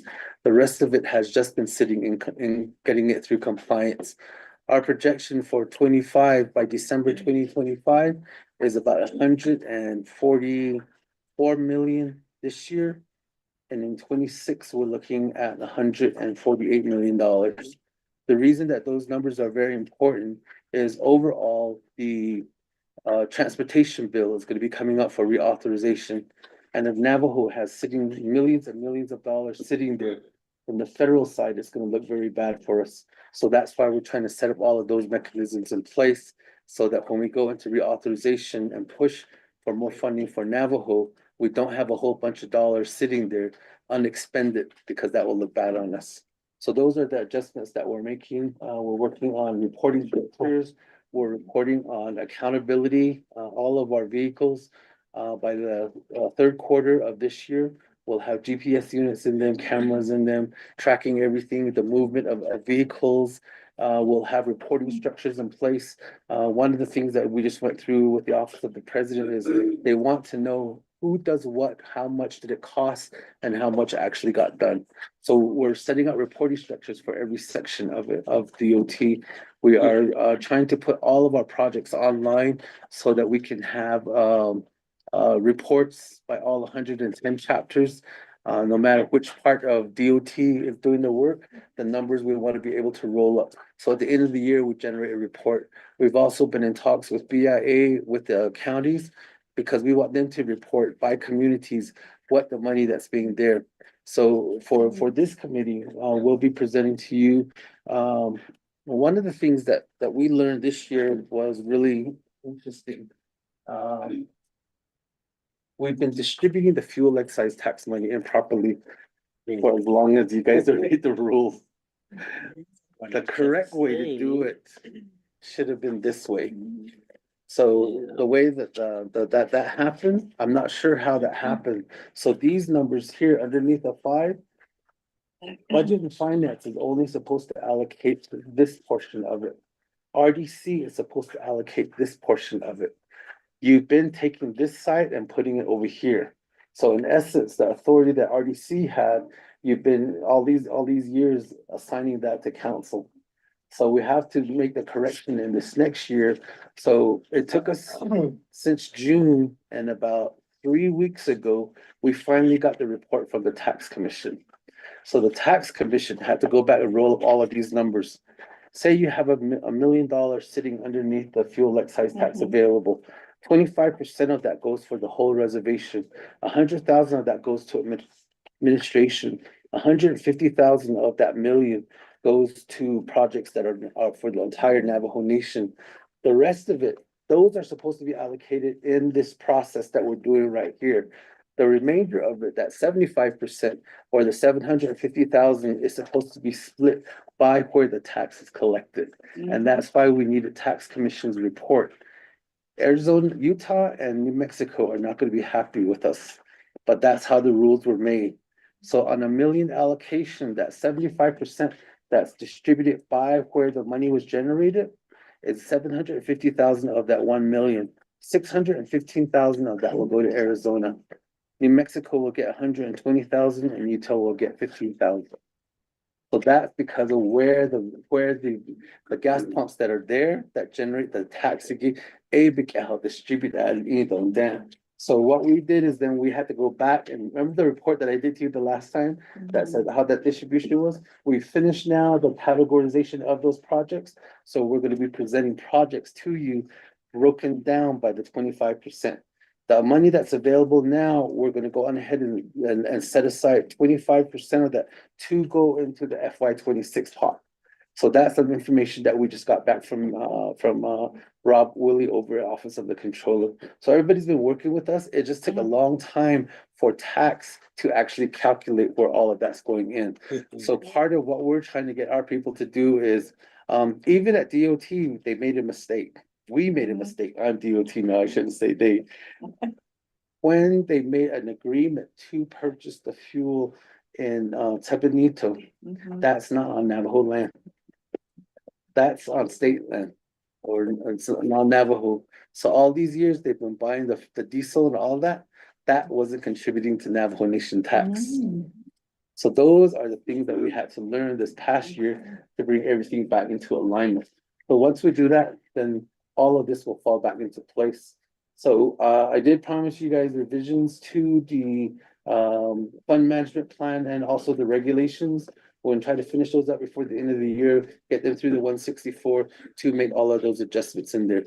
And all of the projects that just so you know what we're doing is part of decentralization of the road maintenance program is going to be to set up yards. So we need somebody to set those ones up. Some of those equipment, when I was here in 2011, haven't been replaced. So those are aging equipment that's now costing more to maintain them as opposed to keeping them on. So those ones need to be replaced. We're also looking at trying to open 5 road maintenance yards across the Navajo Nation. Those are going to be sitting at about $1.2 million each. So those are the major projects that we're going to be trying to bring to you to get funding for all of those projects. The other ones that we want to fit in is the partnerships that DOT has with the counties. They haven't been paying them. So I want to go on ahead and recommend that we pay those back for what we didn't pay them, and also go 2 years forward underneath this distribution to pay those ones back. And that's San Juan County, Utah, San Juan County, New Mexico, Sandoval County, Apache County, now Navajo County and Coconino County are actually contributing money back to the Navajo Nation. So we're reconciling all of those ones so that we can get all of those projects and available underneath here. And those distributions will need to be made by this portion of it and keep it underneath those amounts that are there. So that's what we'll be working on within the next year. Again, we just want your support to get us through this cycle, because we've been doing transfers to pay certain things. Just like the building thing that we paid to Navajo Land Commission, we had to do transfers for those. We didn't have enough money to pay the insurance, but we had to pay the insurance because we only got 50% of it. So we had to do transfers for all of those things that are in there. So we may do to get what we needed done. It's just now that we need the rest of the money to complete all of this year. But I think one of the important things that you guys need to know is that we are going to be advertising probably close to 60 positions within the next month with the Navajo DOT. And that will be to set up all of Navajo DOT, because that's what we need to do, is have a full staff on Navajo to do that. I'm glad to report that the first yard that we'll be going after is going to be Red Springs. Red Springs completed everything. There's a checkoff list that we have to go through, and we just hired somebody yesterday to monitor those and work with the communities to get those completely all set up. And that will be Shanto, Red Mesa, Fort Defiance, Mariana Lake, Naive, Saline. So those ones, we have to put all of those ones together. So we're ready to move, and I'm asking for your support to fund those projects that are in there.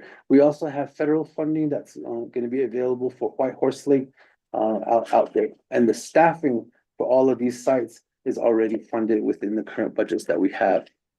So I'm not sure what you wanted to hear, but that's kind of an update on where we are, what we've learned this past year, and what we're kind of going to be working on in the next year. Mr. Chair. For your presentation.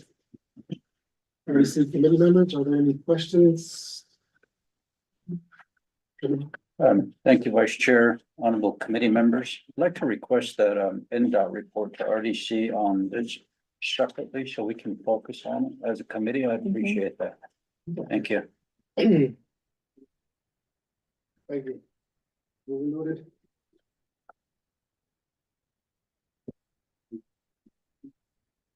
So, Do we have an amendment for amendment? Just sent it. Sent it, okay. I'll motion for the amendment number 1.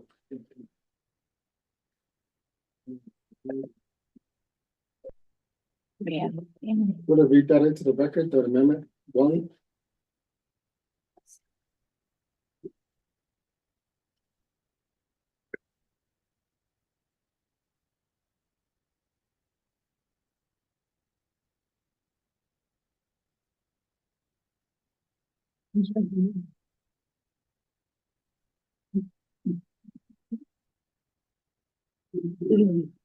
Okay.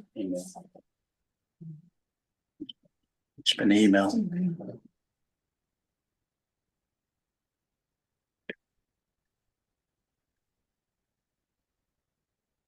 The amendment 1 has been emailed from Mariana. Thank you. Can we get that read into the record? My system went off, so just barely getting it back on. Mariana, can you read it, please?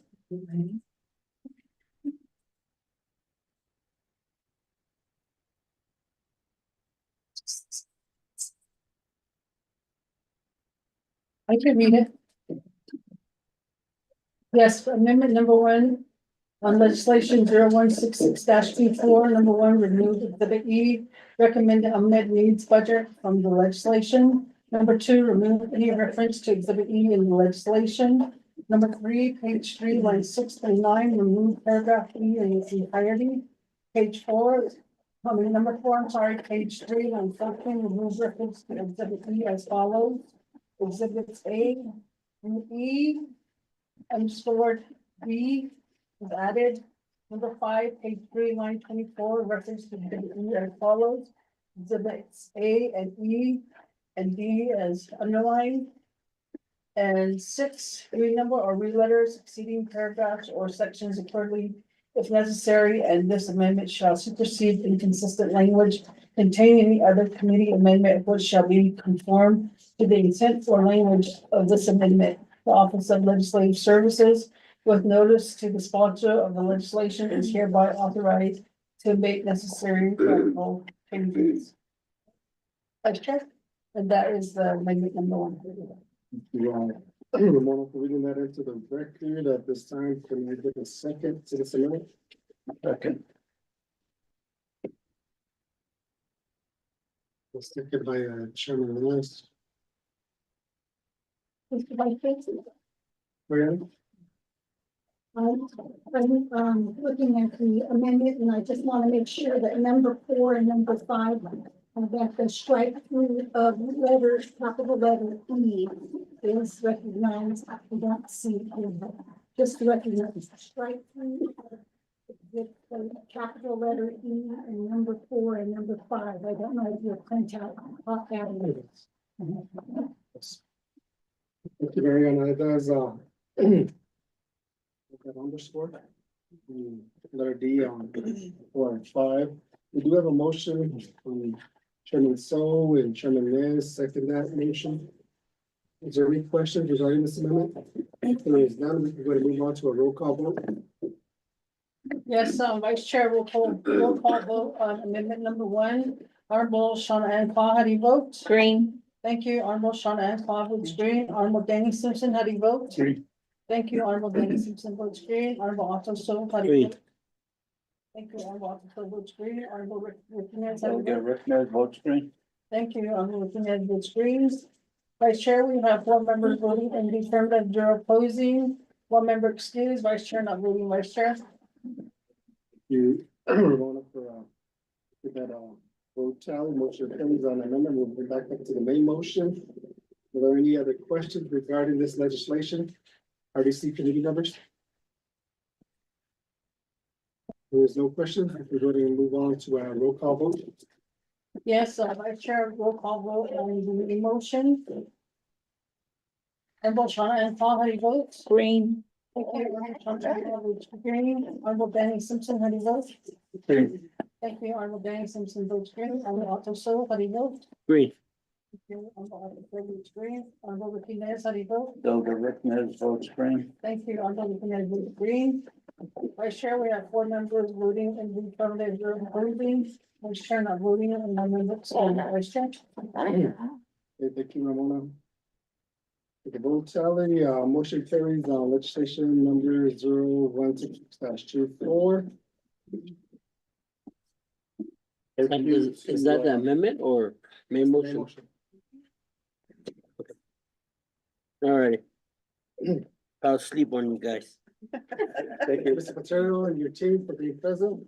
Okay, moving on to, before I move on to item C, did everybody get their lunch and take care of the lunch?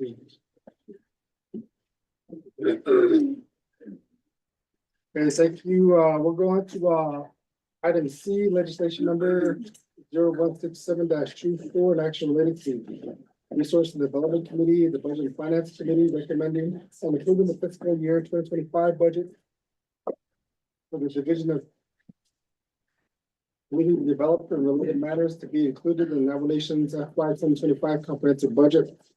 Sponsors, County Chair Seuss, Chair Otto So, Chair Ricky Nez, Chair Simpson, and sponsors of this legislation.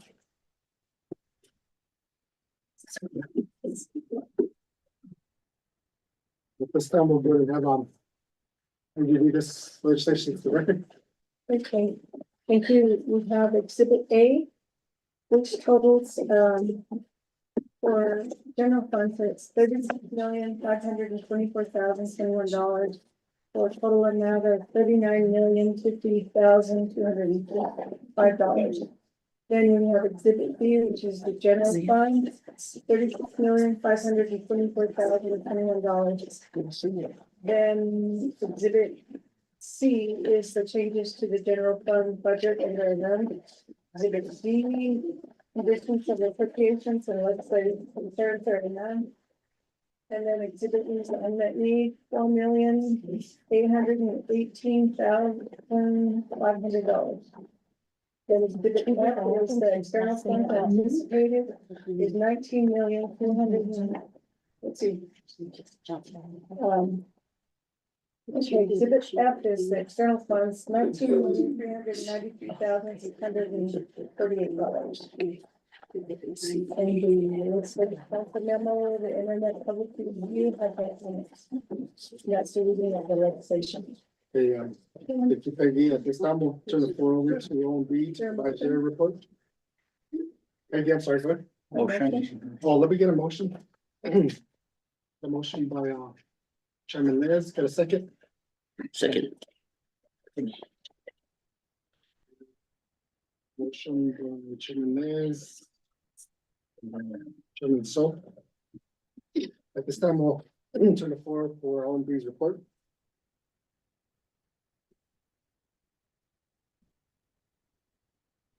Good afternoon. Resource and Development Committee Chairperson and the committee members. And I would like to introduce myself. My name is Eileen Naz. I'm one of the senior budget analysts with Office of Management Budget. My presentation. I'm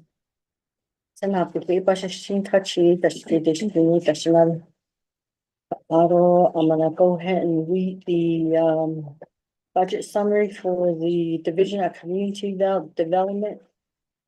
From where it has stopped back in June. So the table of content, it has the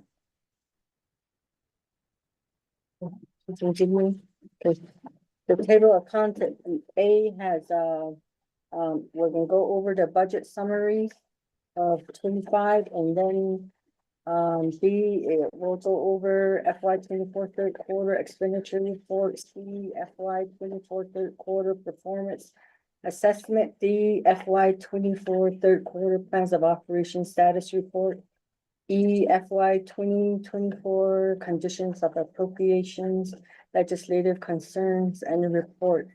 For me, I will go ahead and read the B, A, and B, and the remainder 3 will be done by my colleague here sitting beside me.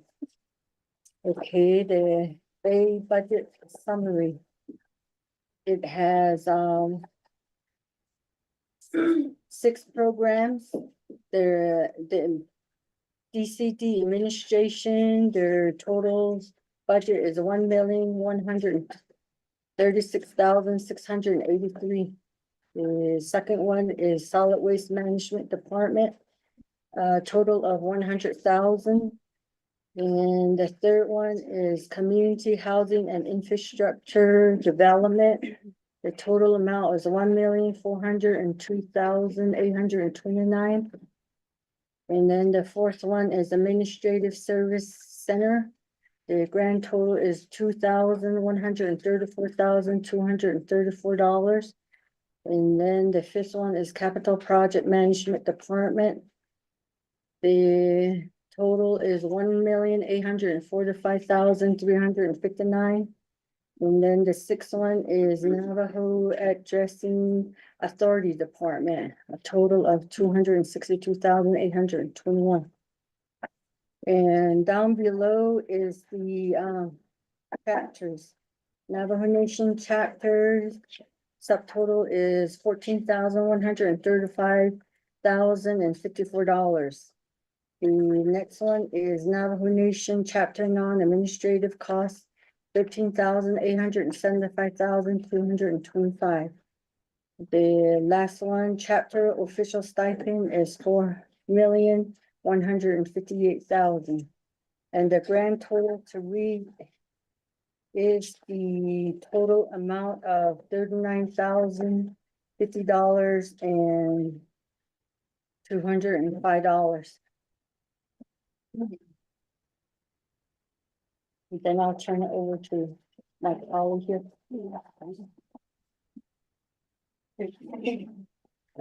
Yeah, sorry.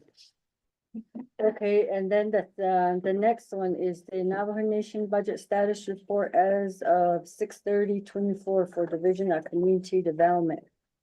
It has the overall 6 programs. And then the original budget reads $11,969,413. The revised budget, $11,363,474.90. The actual expenditure is $4,074,964.62. The encumbrance is $1,531,420.01. And the budget balance is $8,333,090.27. The overall percentage that was spent is 49%. Going on to tab C, Vice Chair Johnson and members of the committee. So C is third quarter performance assessment report for DCD. There are 5 programs. The average score for first quarter was 4.41, second quarter was 4.8. Third quarter was 4.4. The scoring is down, listed down below. Going on to tab D is the third quarter plans of operation status report. They're all up to date. Going on to tab E is the COA and legislative concern report. For DCD, they only have 1. And the third quarter, they did respond on their legislative concern, or the COA actually. And the status is ongoing at the time of the report. Going on to LC number 1, number 2. And number 3, they had 3, and these are all assigned to the Division Department and Program. And DCD did report on the first LC. And the status for the LC number 1 was non-compliance. And then LC number 2, DCD did respond. And they're also in non-compliance. LC number 3, DCD did respond, but they're in non-compliance. And that completes OMB's report. Thank you. I'm all over to DCD. Thank you. Members of the Resource Development Committee. My name is Charlene Jeff. I'm with the Division of Community Development Executive Department. I just wanted to let the committee know that we had to transfer funds because of the continuing resolution, our budget, we have to continue to transfer funds into different departments, and also for, as you see in this report, for solid waste, it was at a low percentage. We assisted across the board, the Navajo Nation with trash hauling, solid waste, so that has been expended. And we also assisted with assessments for illegal dumping. I also seen in the CPMD budget, it was at 34%. So a lot of the projects that we're working on, all the funds that were mentioned in this report has been appropriated to different various projects. With this continuing resolution, it really hindered the productivity and accomplishments that we were set forth in DCD, because like Tom had mentioned before, also we had to move funds from here and there to meet the initiatives set forth for each department. One of the main, hindrance was capacity, the vacancies that we've had. When Mr. Mitchell was employed as our division director, there was like 47 to 50 positions that were vacant. So to date, we have at least 13 positions vacant, and we filled a majority of them. we have a revolving door with our AMS positions at the chapter level. It seems because I do all of the assessments and, I think one of the, We speak up sure, a okay. little bit louder. I think one of the concerns for the turnovers at the chapter level is the pay that they're getting for the position as an AMS, because they deal with a lot of the community and the chapter officials and also delegates, everybody that comes to the chapters. So we try to push, to really have that initiative for our applicants and for our new employees at the chapter level, because they're the ones that get, all of the backlash when it comes to the Division of Community Development as far as projects or anything that's going on with the division. So I would really would ask if we could really look at the budget and make sure that we have funds for operating costs for we have shortfalls in a lot of our projects that we're doing now with not just with New Mexico, but overall with the whole nation.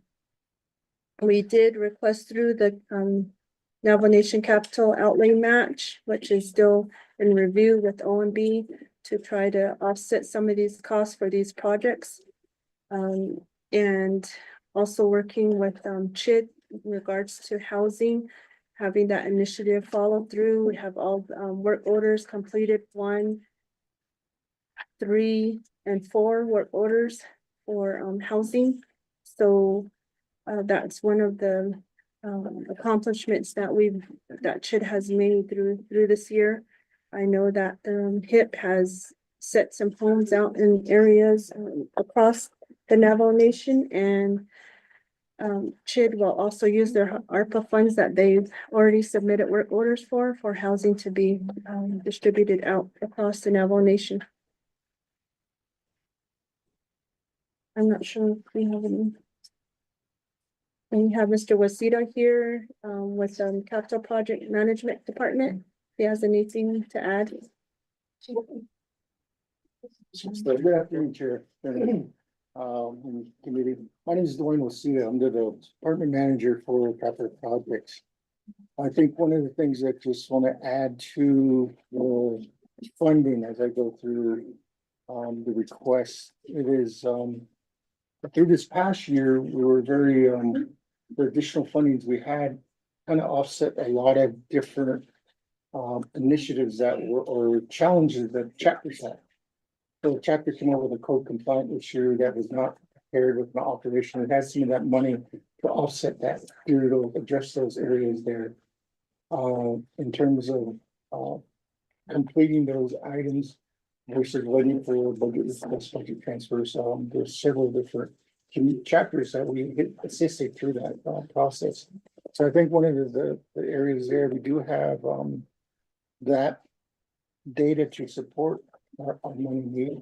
The other portion is looking at how the funding this year with the fundings that we had was the code compliance. I know that's one of the things that's there, but one of the challenges that we've been helping with the fire department on some of the third-party review, because of some of the areas there that on the Arizona side, we have to find a third party to review some of the renovations, kitchens and certain items. So that revenue that we had, that the monies that were provided to us assisted in that way. And this continues to assist what we have currently with the continuous resolution. So I'd like to add that portion in terms of the structural. I know that this has been a long conversation with revenue for the last year. As we see revenue go down, how do we reinvest with what we have? Part of the funds that we had, we incorporated project management program with the U of A, which we had. Those are some of the areas that if you can't get individuals with credentials willing to work at this power, their salary scales we have. We're providing those technical assistance where they can go through these trainings. We tried it this year. And we had a good idea of who needs more assistance in terms of that activity. So that is some data that we've gathered within the past year. That's that as we move forward, that will assist us with the additional monies that we're requesting. Thank you, sir. Yeah, just to add to that, there was ongoing challenges in hiring for capital project management department in regards to an architecture, engineers, project managers. So the capacity for the initiative of approximately 1,000 projects within Mr. Wasita's department is, volatile because we don't have enough staff to oversee all those projects. So we would request for additional funds to have additional staff and CPMD to address these projects. Another, I think, hindrance to the growth and also the challenges that come forth with CPMD is understanding the funding sources, Citizen, New Mexico Capital Outlay, Arizona Capital Outlay, and really moving forward with those projects. Does that conclude your? And I have I'm not sure if you want to hear from our department managers and their specific roles in regards to their departments. Yeah, okay, so that concludes. Thank you. This time there's the motion by Chairman Reyes and Chairman So. At this time, are there any questions? Chairman Ness? Thank you, Vice Chair Johnson, all the members of the committee here. I would like to make a motion for amendment 1 to legislation 0167-21. The amendment language has been provided and therefore perhaps have it read into the record. Thank you, Vice Chair. Thank you, Chairman. This time we'll go over to Peggy to read that into the record. Yes, members of the Resources and Development Committee. This is amendment 1 to legislation number 0167-24. One, remove exhibit E recommended unmet needs budgets in the legislation. 2, removing reference to exhibit E in the legislation. 3, page 3, lines 6 through 9, remove paragraph E in its entirety. 4, page 3, line 14, remove reference to exhibit E as follows: exhibits A through, and then E is overstricken and D is understood. And then 5, page 3, line 24, remove reference to exhibit E as follows: exhibit A through E is overstricken and D is understood. 6, renumber or re-edit leading paragraphs or sections accordingly if necessary. And this amendment shall supersede and consistent language containing any other committee amendment and shall be conformed to the intent and language of this amendment. Office of Legislative Services with notice to the sponsors of the legislation is hereby authorized to make necessary changes. And that's amendment. Thank you, Peggy, for reading that into the record. We have a motion by Chairman Mills. At this time, can I get a second? Second. And a second by Chairman Lado. So, are there any questions regarding this amendment? Honorable Clerk? Yes, I do have another amendment, and I don't know if we can modify if Mrs. Khan has the language prepared. Mariana? Mr. Chair, Vice Chair, Yeah. if I could write this in a separate amendment as opposed to being added to this one, that would make for more clarity and give me additional time to draft it. Thank you. Honorable Clerk? Yes, that's fine. Okay, we'll take care of this amendment number 1 first. If there's any other questions regarding this, Chair Parrish? I was gonna say to the committee that I'm gonna go to Office of Manager and Budget and I'll be right back. No. Sorry. To the amendment, no.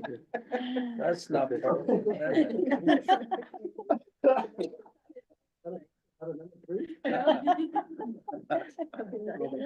if there's no other questions to amendment number 1, we'll go to take it to a roll call vote. Ramona? Yes, Vice Chair. Amendment number one, roll call vote. Honorable Shawna Antoine, how do you vote? Green. Thank you, Honorable Shawna Antoine votes green. Honorable Danny Simpson, how do you vote? Green. Thank you, Honorable Danny Simpson. So, how do you vote? Green. Thank you, Honorable Officer votes green. Honorable Martinez, how do you vote? Delegate Martinez votes green. Thank you, Honorable Martinez votes green.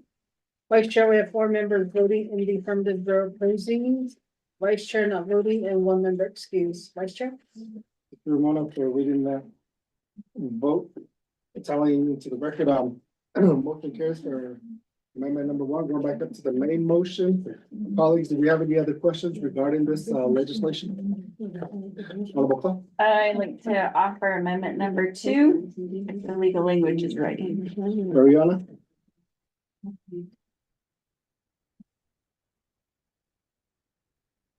The Vice Chair, members of the Resources and Development Committee, I am trying to function this particular amendment to Exhibit D. Exhibit D is the recommendations, recommended conditions of appropriation. And I'm making an amendment to. Mr. Chair. With that, we recently for 10 minutes, so Mariana can get to the minutes. Okay. For number 2. We had a consensus on a 10-minute recess until that amendment is done, colleagues? Okay. I'm gonna go on a 10-minute recess. For Mariana to work on amendment number 2. So just to give you guys a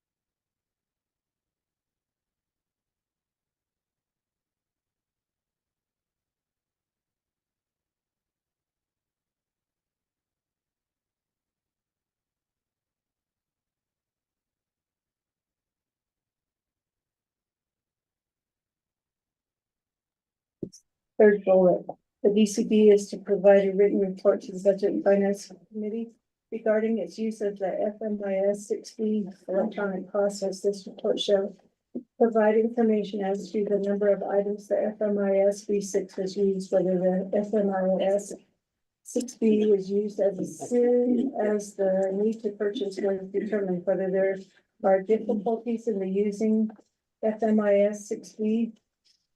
Use of the MIS 6B process on a consistent basis will lessen the time it takes to complete paragraph or parentheses order requisitions and to issue related payments. Therefore, conditions of appropriation for the same three items listed above are to be included in the FY 2025 budget for the Division of Community Development. The three tasks listed above are to be completed by the end of the third quarter.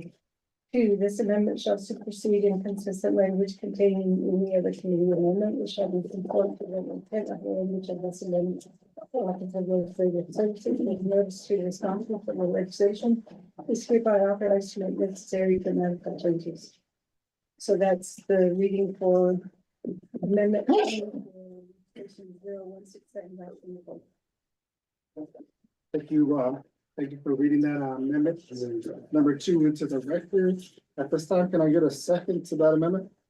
A second by Honorable Simpson. Are there any questions regarding this amendment? Mariana?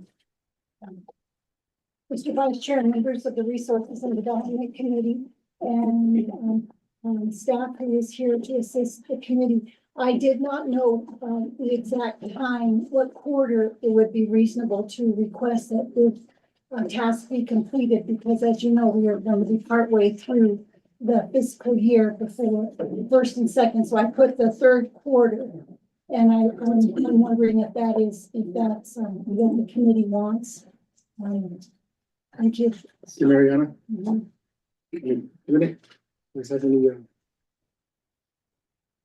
is okay with the third quarter? Okay. Okay, so we've got a consensus here on the third quarter. Mariana? I didn't know when the end of third quarter was. Okay. It should be in June. Okay, if there's no other questions or comments regarding this amendment number 2, we're going to take it to a roll call vote. Yes, Vice Chair will call vote on amendment number 2. Green. The Honorable Shana votes green. Honorable Danny Simpson, how do you vote? Green.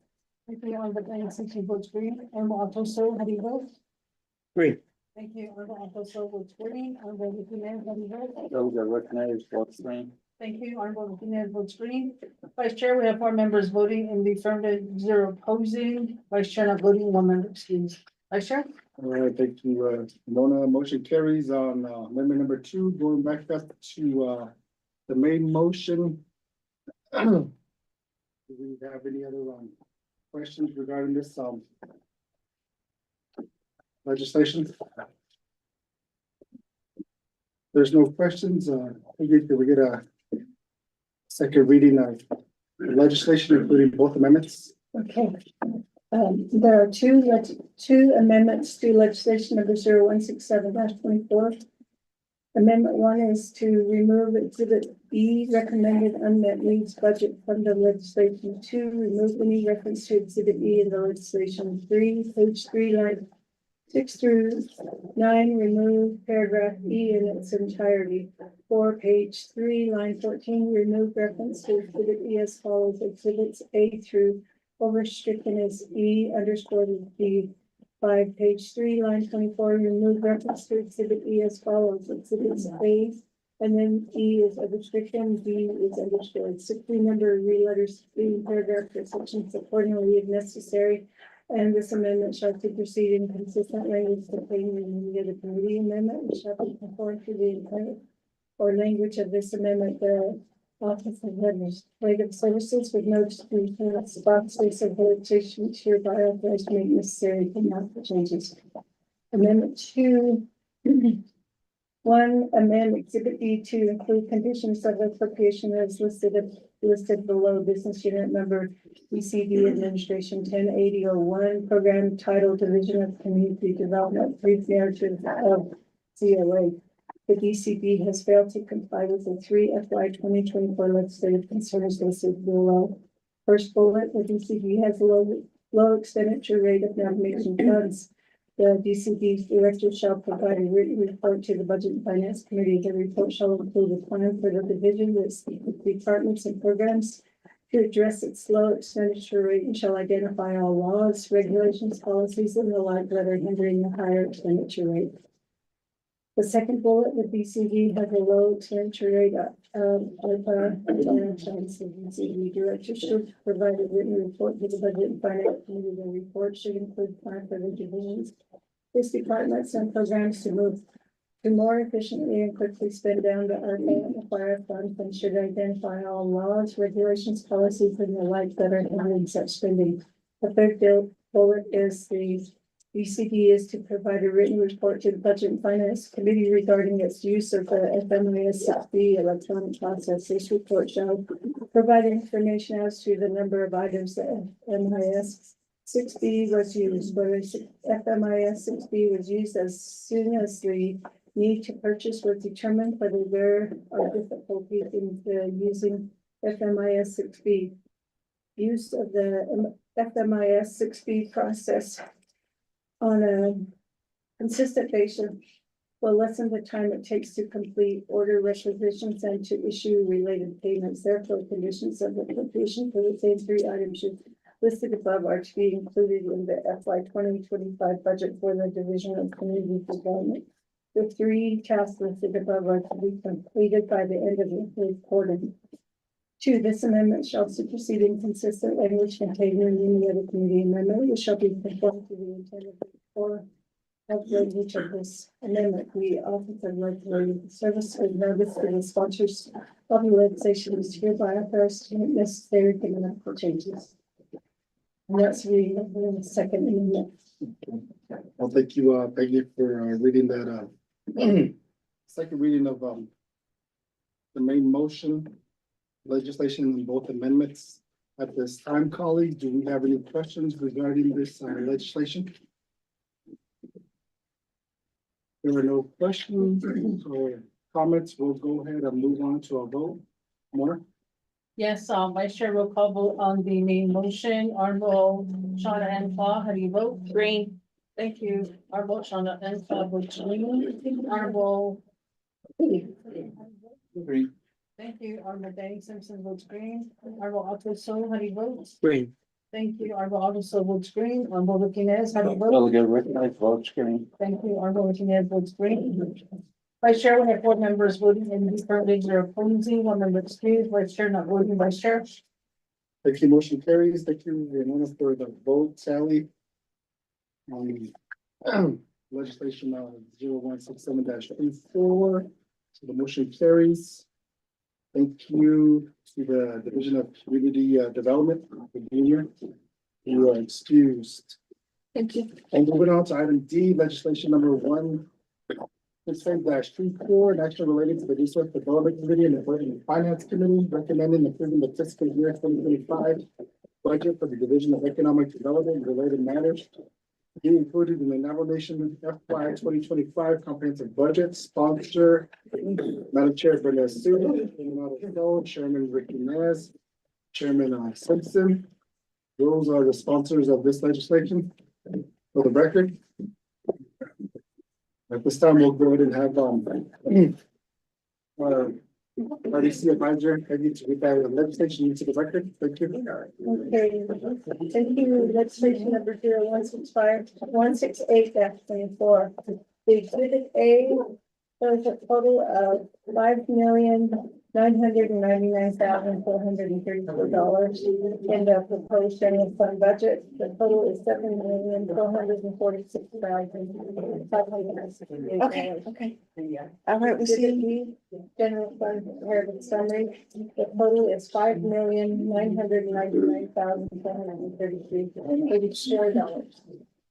Exhibit C is blank. It's a changes to the general fund budget. Exhibit B is conditions of it. And then page first, and it's blank also. Exhibit E is the unmet needs budget. Total $17,436.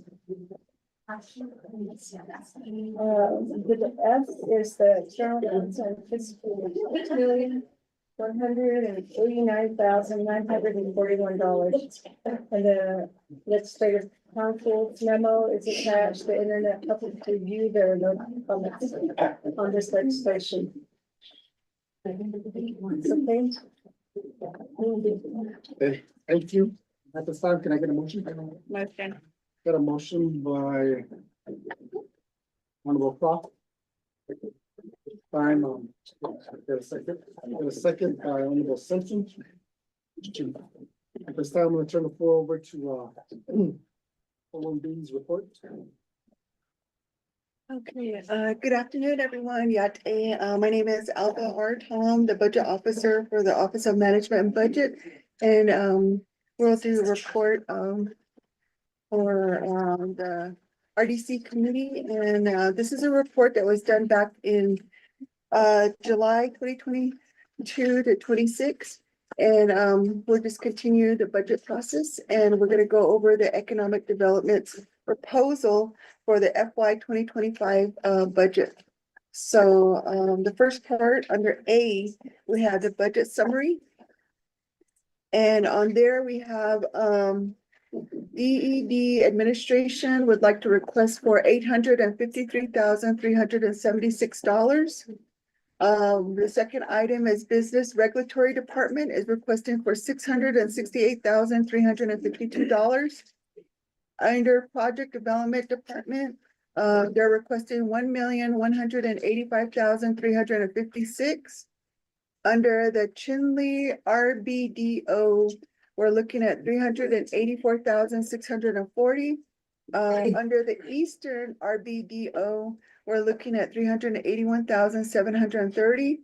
Under the Shiprock RBDO, we're looking at $493,680.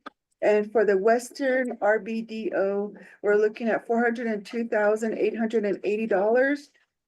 Under Fort Defiance RBDO, we're looking at $362,600. And then under their support services department, they're requesting for $692,084. And under the small business development department, they're requesting $411,590. And under the Navajo Real Estate Department, we're looking at $507,280, which gives us the grand total of $6,343,568. And then they have two programs that they get special funding under the proprietary and the special revenue. And for the tourism department, our program, they have $803,000. And then the other one is the Kerrigan Professional Office Complex, and that's about $300,000, which gives us a total grand total request for 25, $7,446,568. And then just as others I reported, for the third quarter expenditure for 2024, the economic development spent, let's see, their original budget that was given back in 24 was $9,781,356. But the budget got revised to $10,694,114.41. At the time they've spent, their actual expenditure is $4,976,168.11. And so far at that time in June, they have encumbered $589,701.30, which leaves a budget total $5,128,245, which is about half, 52% that was expended for the 24 at that time in June. So right now, we're going over to the performance assessment, and I'll go ahead and hand it over to our policy section at OMB, and that's Janet. Okay, going on to the third quarter program performance assessment scores, I will read the average quarterly scores. For first quarter, you have 4.12, which is, meeting. The second quarter, 3.98, which is acceptable. Third quarter is 4.23, which is meeting. Moving on to the plan of operations status report. You have 13 business units and, one, plan of operation, which was adopted in 2019 and updated with, the RDCO -055-19. Moving on to the condition of appropriation legislative concern reports. There are 3 legislative concerns which were provided to all divisions, departments, and programs. So if you look at the first, second, and third legislative concerns that were directed to the Division of Economic Development, there was no response. Oh, I'm sorry, correction, there was one response for number 2. And in that one, they complied. And then moving on to the program or the division legislative concerns for economic development, there are 5 legislative concerns. For legislative concern number 1, there was no timeline, and that was directed to business unit 110001, which is the administration, and that is ongoing. The second due date on the legislative concern is the second quarter, again for the business administration. That's non-compliance.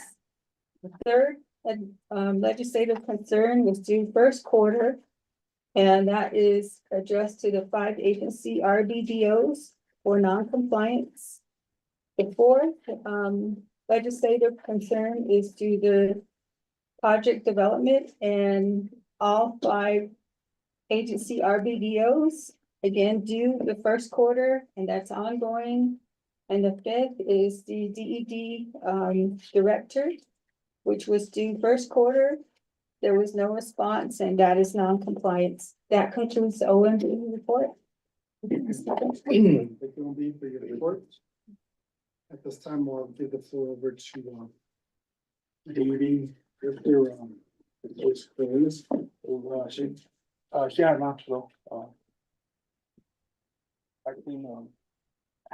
Sure. Vice Chair Johnson and members of the RDC committee, they could Kaido Kodoba Hienitz and Kestao Ni Legi, Koho DA, Kodo team, Kodo no, but I have some new members that you really I don't think you met before. Audrey currently she's or red director, real estate director. Over the eyes, the question is in highness, eyes, Beatrice A, she's with project development. Mr. Perry A, he's on sick leave. Beatrice is here to answer any questions. Patricia Slim A, she's our new Navajo Small Business Credit Initiative adjournment manager.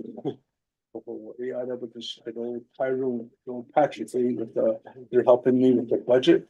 In the back, Mr. William Rains A, today's his first day. He's our new support services manager. I see.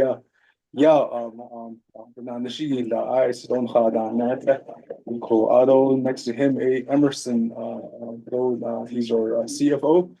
Nota, he's our business regulatory director. On the phone, online, we have Elaine, also Nota, and also most of our RBDO managers. And again, we have before you our budget. And I know that with my side, we did comply with all the non-compliance in the fourth quarter. So that's what we just a note on there.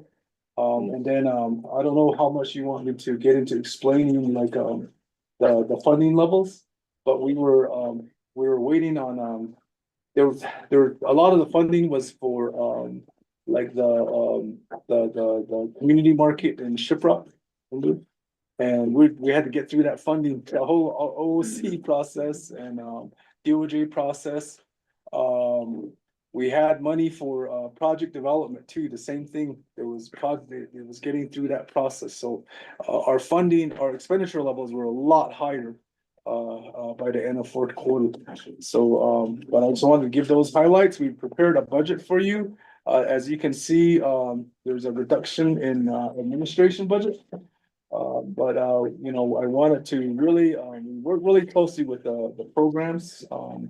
And most of the programs got an increase. So that's really how we presented. Something that's new here is the, you know, a lot of all this time the tourism program wasn't getting the hot tax money. So they were really on a shoestring budget, you know. And so this one of the nice bumps this year is that the hot tax is we're starting to get access to that again. So, but we're really honored. We did a lot this year. We have quite an extensive achievement, even with a shoestring budget. We're looking forward to when with the adoption of the 5-year plan, reactivation of the BIDF, the launch of the SSBCI. We're looking to see some major results the next 2 years. We've done a lot of work with a lot of leases. This past 2 years, we did 267 business lease land withdrawals, land permits, you know. And so that's a real big number there. So our RBDOs are working really hard. We have made the management changes. Our project development staff have gone through project. We're all getting certified as project managers.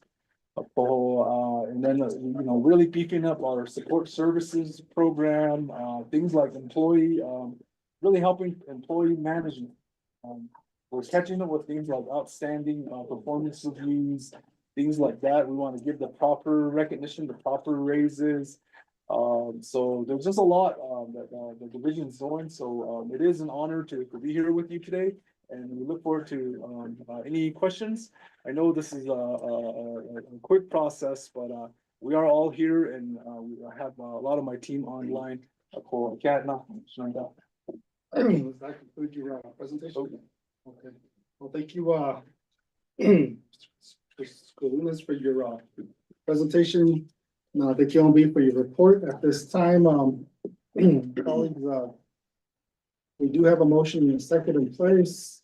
Are there any questions regarding this legislation?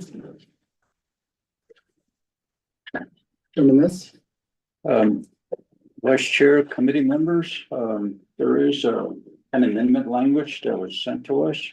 I'd like to make a motion for Amendment 1 to legislation 0168-24 and have staff read this into the record, sir. Mr. Chairman, thank you. Can we get this further into the record? Amendment 1. Okay, this is amendment 1 to legislation number 0168-24. 1, remove exhibit E, recommended unmet needs budget from the legislation. 2, remove any reference to exhibit E in the legislation.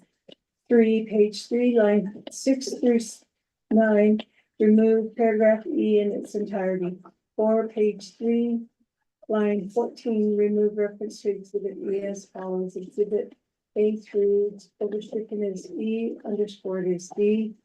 5, page 3, line 24, remove reference to exhibit E as follows. Exhibits A dash underscore is D, but overstricken is E. Then 6, remember re-letters succeeding paragraphs or sections accordingly if necessary, and this amendment shall supersede the consistent language contained in any other committee amendment, which shall be conformed to the intent or language of this amendment. The Office of Legislative Services, with notice to the sponsors of the legislation, is hereby authorized to make necessary amendment changes. That's the reading of the amendment 1. Thank you for reading that amendment 1 into the record. Can I get a second for this amendment? We do have a motion by Honorable Inez. Second. Chairman, so second that amendment, and doing any questions relating to this amendment? If there is no questions, we're gonna move on to a roll call vote. Ramona? Yes, Vice Chair, roll call vote on amendment number 1. Honorable Shauna Anqua, how do you vote? Green. Thank you. Honorable Shauna Anqua votes green. Honorable Danny Simpson, how do you vote? Green. Thank you. Honorable Danny Simpson votes green. Honorable Otto So, how do you vote? Green. Thank you. Honorable Otto So votes green. Honorable Ricky Nez, how do you vote? Delegate recognized votes green. Thank you. Honorable Ricky Nez votes green. Vice Chair, we have 4 members voting in the affirmative, you're opposing. 1 member excused, Vice Chair not voting. Vice Chair? Thank you, Ramona, for the vote tally. Motion carries. On amendment number 1, going back up to the main motion. Do we have any questions regarding the legislation on the main motion? Honorable Clark? Yes, thank you, Vice Chair. And thank you, committee members, and to Mr. Skrillanis for the report here. I do have a question. In the previous legislation, we did offer an amendment number 2 for non-compliance. However, Mr. Skrillanis did indicate that these were met. So if we could get a copy of the reports that were sent out regarding the 4th quarter before I offer amendment number 2.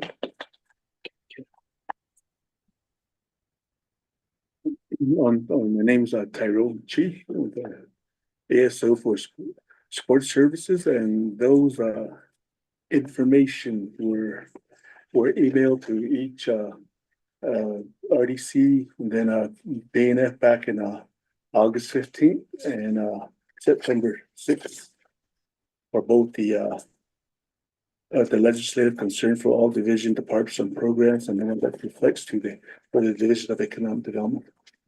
September what? 6th? September 6th. Then you said August 15th Yes, of this year? 24. Honorable Paul? Okay, I am looking in my email and I do not have anything. I don't know if any other committee member has it and you could forward it. What day did you send it? The memo and the are dated, the date might be a day after, around there, Around August 6th, correct? August 15th August. and September 6th. That's the date. August. Yeah. 15th. Nope. I see it's 9/6. I can resend it to you guys. You see 9/6. These are 9/6. here. Yeah. I only have the Casey, can I? small business credit initiative. Or Casey. Can you call them? Can you call Wanda? I'm sending these to you right now. So. Okay. I didn't get it. It's sent again just now. So forward to.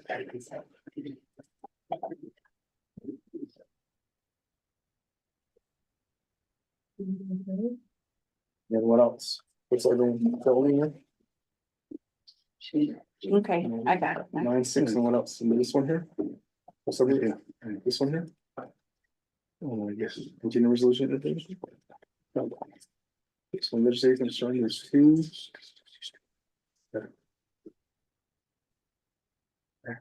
I sent it to you. I forwarded that first email to you. I sent the second one.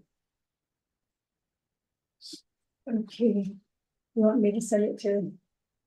Okay.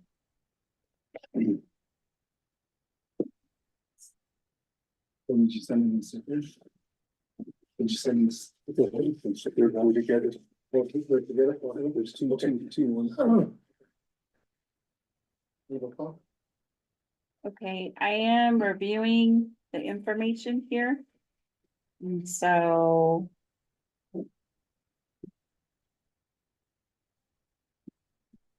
Okay, if they could just provide a real brief synopsis of how they came to this report and what information they used to gather the response.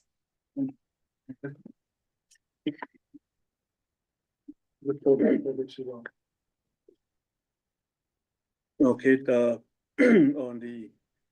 on the legislative concerns for all the division and departments and programs. It's just.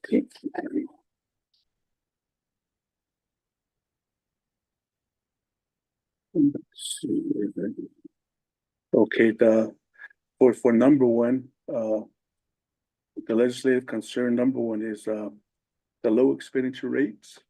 And for the one that's identified for administration and project development. And those funds that came from the personal lapse fund for a specific purpose. And then for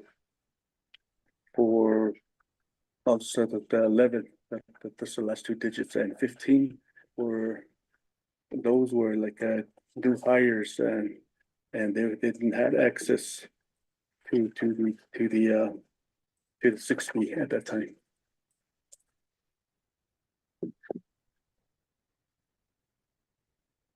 That concludes your response.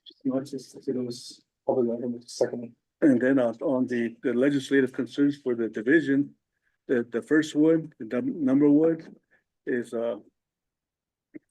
we went ahead and provided or forward information regarding the SEDS, and that's completed. And and then for number two, a written report. This is what we did is we did a salary assessment for that compliance officer, and but this one is like what we did is for the state of Utah, and we had this position, so we had a vacancy out in Shiprock, so we went ahead and advertised that position to take that responsibility. And as of now, we get applicants or referral, but they just a recent one, they declined it again, so it's still ongoing. And we re-advertise it again. It's now being advertised.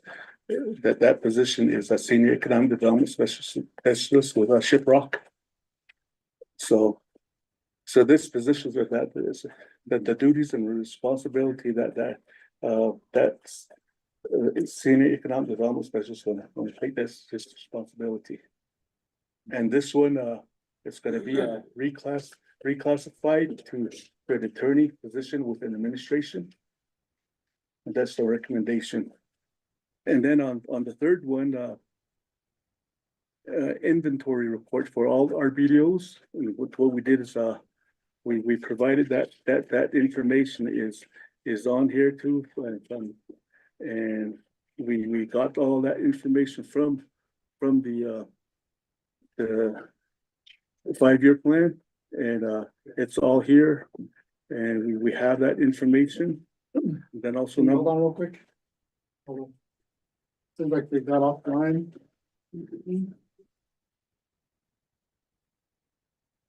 Do we have to be online? I don't think we don't have to. What I'm saying is we don't have to be online because law doesn't require us to be on Zoom. Okay, the number 4 is for the business site leases for the 5 agencies. And that one is for project development, so between project development and RED, and so that report is attached. And then 5 is the incoming revenue from the business site lease, the last 5 years. That report is attached. It came from accounts receivable. Yes, Vice Chair, may we go ahead and still offer an amendment, just indicate that they have submitted a report in response to the legislative concerns, just acknowledging the RDC did get the report. Okay. So that would be my only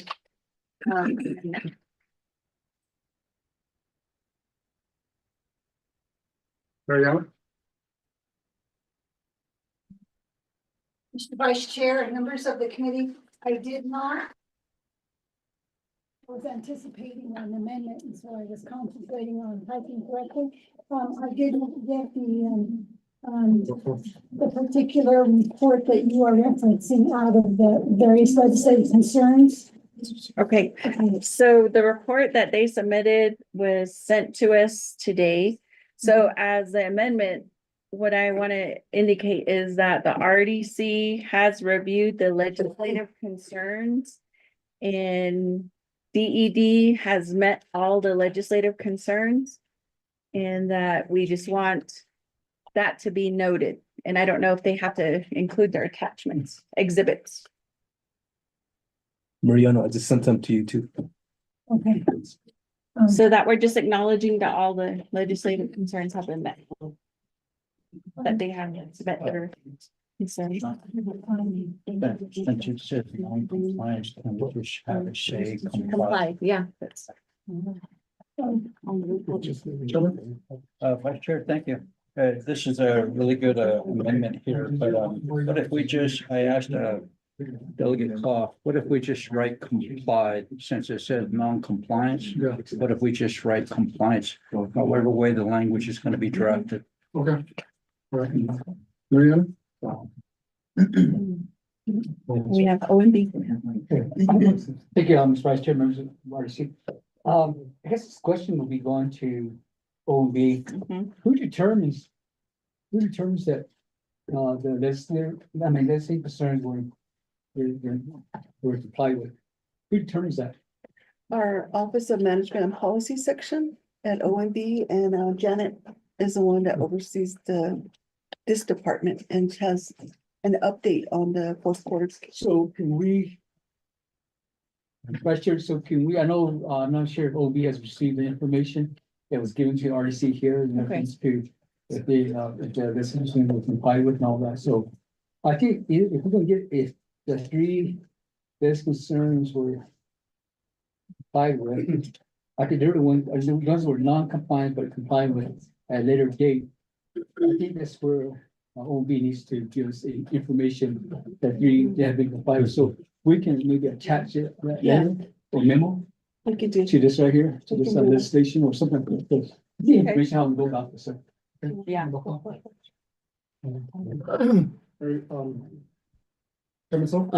We still have, BNF. If, the other, could happen is if we could get, OMB to update that by, BNF to comply. That would settle it. Yeah. So that's all, and then what I'm getting to is updating that, because those numbers reflect to the third quarter of, This one was barely in September. Yeah. So this So- one. so this is in the end of June. So if we could get an updated version to September 30th, that would reflect fourth quarter analysis of monies, what the program did not spend, across the board. So. Mariana? Mr. Vice Chair and members of the committee, this particular report is not included in the legislation. Okay. So, at this point, I do not see amending this because it will not be reflected Yeah. here and it is not an exhibit. And, so I suggest something on the lines of what, Delegate Otto So said, and saying, putting in the report, in the RDC report, the information that this Navajo Nation OMB report be updated to reflect compliance and the dates of compliance. And that would go in the report, that would go to Budget and Finance Committee. Okay. And as you can see on the findings, that report then becomes Exhibit H. Right. If you will recall, it becomes Exhibit H. And the RDC report becomes Exhibit H. And in that way, you note that the that Office of Management and Budget report is to be updated to reflect compliance with the legislative concerns and the dates as were made. I didn't listen to all of what OMB presented, but and the response by the division, but from what I understand, the whole, the legislative concerns were met, but not recorded in the report. And so in the Resources and Development Committee's report, that statement would be made by the legislative staff. Okay, thank you, Mariana. Who's got their hand way back there? Vice Chair, members of the committee. The report that we've been reading all day from OMB is third quarter reports. And that's what we've been identifying them. 2024 third quarter reports. For the management and policy section, the COA, the LC, plan of operations, and the performance scores are all third quarter. Because we were instructed by the budget officer and our executive director, we're starting where we had left off during the budget hearings. So that's what, this is the report that we read before the committee back in August, July. So that's what we have. But for the BFC, now that this is the third quarter, fourth quarter has been done. And those were sent out to the 3 branch chief and then to the division departments, and hoping that the division departments release those information down to the programs and agencies. So for the BFC, we'll probably have the update with the fourth quarter reports. So any non-compliance might have been complied. So I don't have a copy of the fourth quarter report. My colleague here doesn't have a copy of the fourth quarter report. Mr. Chair. Okay, thank you. Questions from the committee? Okay, so based on what we heard from our legislative council, I will go ahead and withdraw the amendment 2. And then we'll allow that to move forward, given that they will provide their fourth quarter during the budget and finance. Yep. All right, to the Honorable Clock. All right, I just want to give you a verbal report on that, the results for the fourth quarter. I did call back to the office to get the status report. So the first 3, all program, all division program, legislative concern has been complied with. Okay, the first, the Division of Economic Development legislative concern has been complied. The second legislative concern has been complied. The third legislative concern has been complied. And the fourth legislative concern is ongoing because the reports are to be submitted with the budget to the Budget and Finance Committee. And then the fifth legislative concern has been complied with. Those compliance are based on what is submitted by the division director and the programs. So based on their responses, that's how we determine the compliance and non-compliance. Thank you, Mr. Chairman. Okay, thank you. Honorable Father. Yes. I made that note here. Chairman Ness.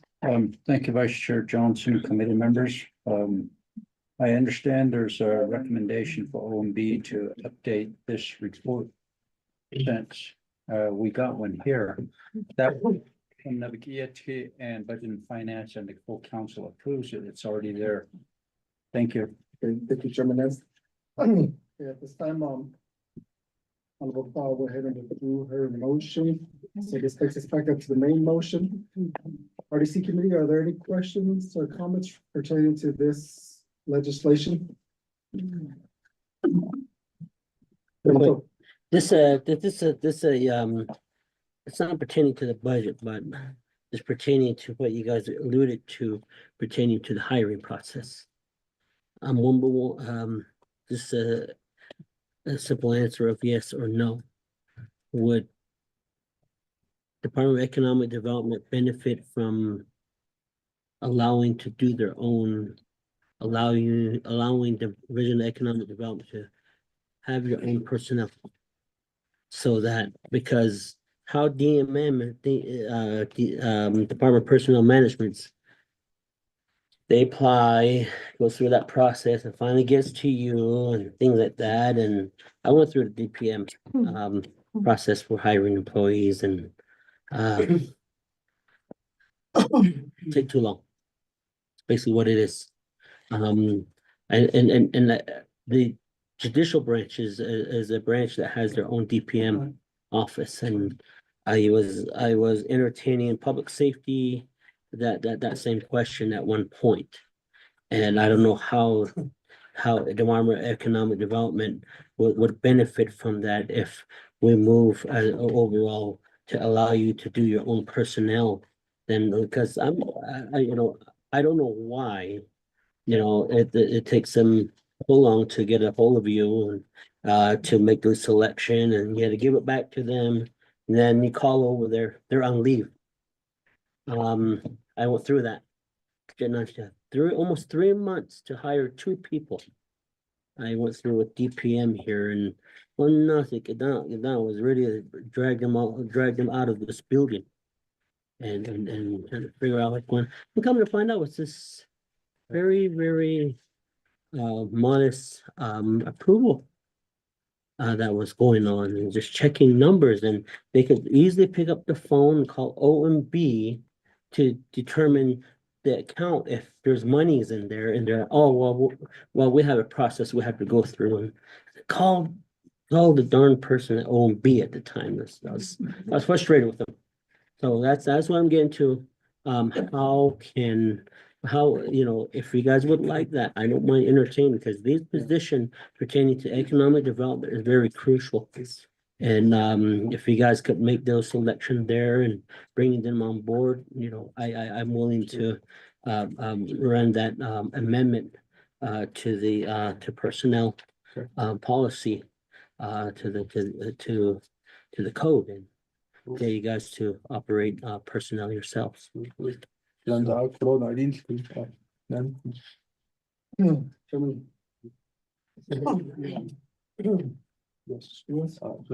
here with my three people that work on the HR. They're all saying yes, yeah. And as you know, I came from being a director for 14 years off Navajo. And Johnny, what hire just I said I show Kate na nishin to be on the I said on I got it ina nishigi to the young dan do I said do the net oil put your kato has over ban chiton what are they that the layer I couldn't but the whole year got personnel the manager Ninigido. Just kind of the work, the business planning, feasibility studies, project management, to find that talent, and most of those talented folks that know that they got plenty of job offers and a lot more salary, and that's why we really would like that responsibility. Thank you, Tony. This time, are there any other questions or comments related to this legislation committee members? There's none. Mariana? Mr. Vice Chair, and members of the Resources and Development Committee, I have just emailed language to be included in the Resources and Development Committee's report. And suggested language, of course, it's up to you. It's up to those working on the report to include it, but essentially just what I said earlier, that the legislative concerns were met. Okay. Thank you, Mariana. Peggy, did you receive that? Okay, I can read it. Is this an amendment No. It's to be included in the report. in the committee report? In the committee report, which is going to be Exhibit G.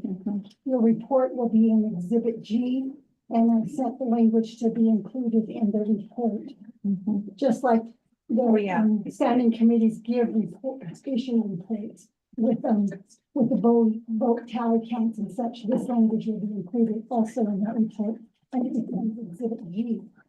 Okay. Thank you. Are you going to get that into the? Okay, and so this language will be included on the committee report, and it'll say, include in the Resources and Development Committee Report Exhibit G regarding legislation 0168-24. So there's a hole in there. During the Resources and Development Committee meeting on January 13, 2025, the RDC received information from the Division of Economic Development that the FY 2024 legislative concerns have been complied with. The Office of Management and Budget also recognized compliance with the Division of Economic Development's FY 2025 legislative concerns. Yes, so there would be a change. It would say FY 2024 legislative concerns. So that needs to be changed there on your pages. Any other questions?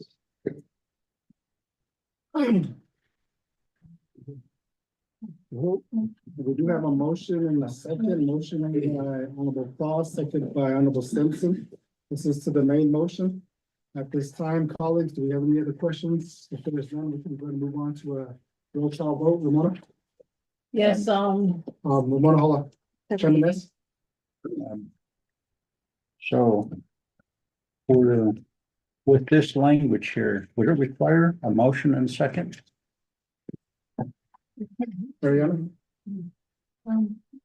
Mr. Vice Chair, members of the committee, in this particular legislation, unlike other legislation that comes before RDC, this particular legislation has a special place for the Resources and Development Committee's committee report, and it goes in the findings section. You will see it goes in as Exhibit G, and because it's going to be an exhibit, with any exhibit, you go ahead and do a first and a second and vote on it. Okay. Okay, thank you. I got a motion by Chairman Nez. Can we get a second? A second by Honorable Claude. Any questions regarding this exhibit G? If there is none, roll call vote, Laura? yes, Vice Chair, we'll call on the exhibit. Honorable Shana and Claude, how do you vote? Green. Thank you. Honorable Shana and Claude votes green. Honorable Danny Simpson, how do you vote? Green. Thank you. Honorable Danny Simpson votes green. Honorable Otto Sol, how do you vote? Green. Thank you. Honorable Otto Sol votes green. Honorable Ricky Nez, how do you vote? Delegate Ricknez votes green. Thank you. Honorable Ricky Nez votes green. Vice Chair, we have 4 members voting in the affirmative, 0 opposing, 1 member excused. Vice Chair not voting. Vice Chair. If you wanna, motion carries on that, that exhibit G. Moving on back to the main motion. Are there any questions? Comments regarding this legislation?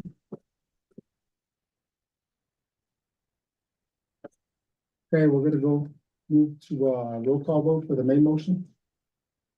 Yes, Vice Chair will call vote on the main motion. Honorable Shana and Claude, how do you vote? Green. Thank you. Honorable Shana and Claude votes green. Honorable Danny Simpson, how do you vote? Green. Thank you. Honorable Danny Simpson votes green. Honorable Otto Sol, how do you vote? Green. Thank you. Honorable Otto Sol votes green. Honorable Ricky Nez, how do you vote? Delegate Ricknez votes green. Thank you. Honorable Ricky Nez votes green. Vice Chair, we have 4 members voting in the affirmative, 0 opposing. 1 member excused. Vice Chair not voting. Vice Chair.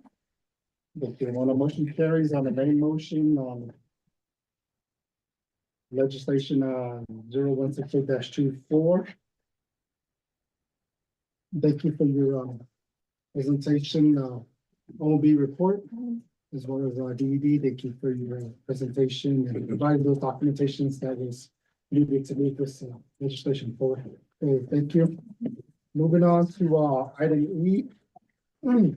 Legislation number 0184-24, an action related to the Resource and Development Committee and Budget and Finance Committee recommending and approving the fiscal year 2025 budget additions for the Navajo Nation Environmental Protection Agency and related matters to be included in the Navajo Nation FY 2025 comprehensive budget. Sponsor is Madam Chair Seuss, Chairman Otto Stoll, Chairman Rich S, Chairman Sandy Simpson.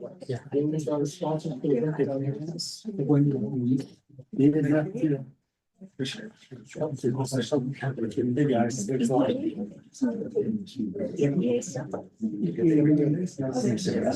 Okay.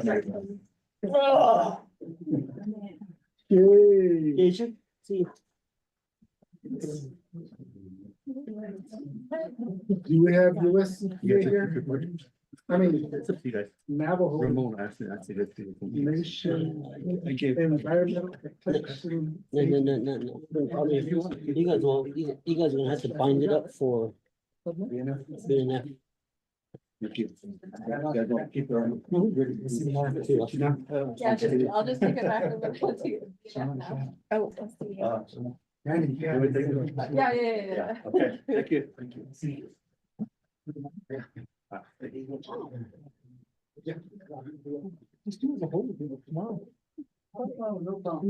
This is like a building at the. Oh, I'll be there tomorrow. Well, tomorrow. I might. What days are you available this week? Yeah, I mean, I can be there with vice chair wants me to. Yes, meeting. Wednesday. We go to see her. When, we should do one delegate Wednesday. Was he said? She guys give me through it. Wednesday? Half day? You see, can we match me? When you're not going to Arizona at the legislative meeting.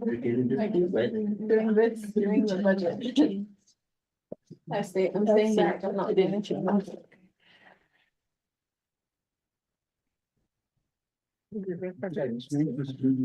You're in that, right? Yes. Sounds correct.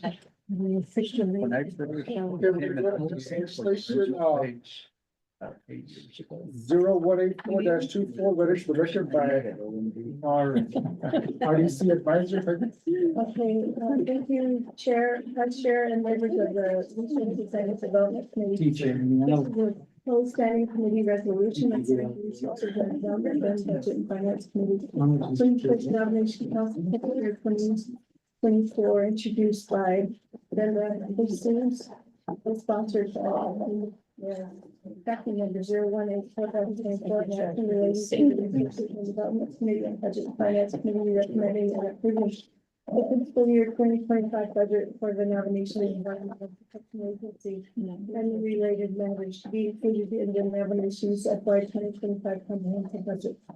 So going over to the exhibits. Exhibit A has a total of $23,680,519 in general fund is $1,305,989, and that's exhibit B. The budget funds, the general fund comparative summary. Exhibit C is the recommended changes to the general fund budget. Exhibit D, conditions of appropriations of legislative concerns. Exhibit E are the budget, $252,800. Then exhibit F is the external funds. The external funds anticipated are a total of $17,788,026. Then the legislative council memo, the Internet Public Review has no comments. Includes the review of the substation. Can I get a motion for this? Motion. Second by Honorable Claus, second by Chairman So. At this time, we'll move on to the OMB report on Environmental Protection Agency. You have the floor. Good afternoon, Chair, members of the committee. My name is Nanette Francisco, Senior Budget Analyst with OMB.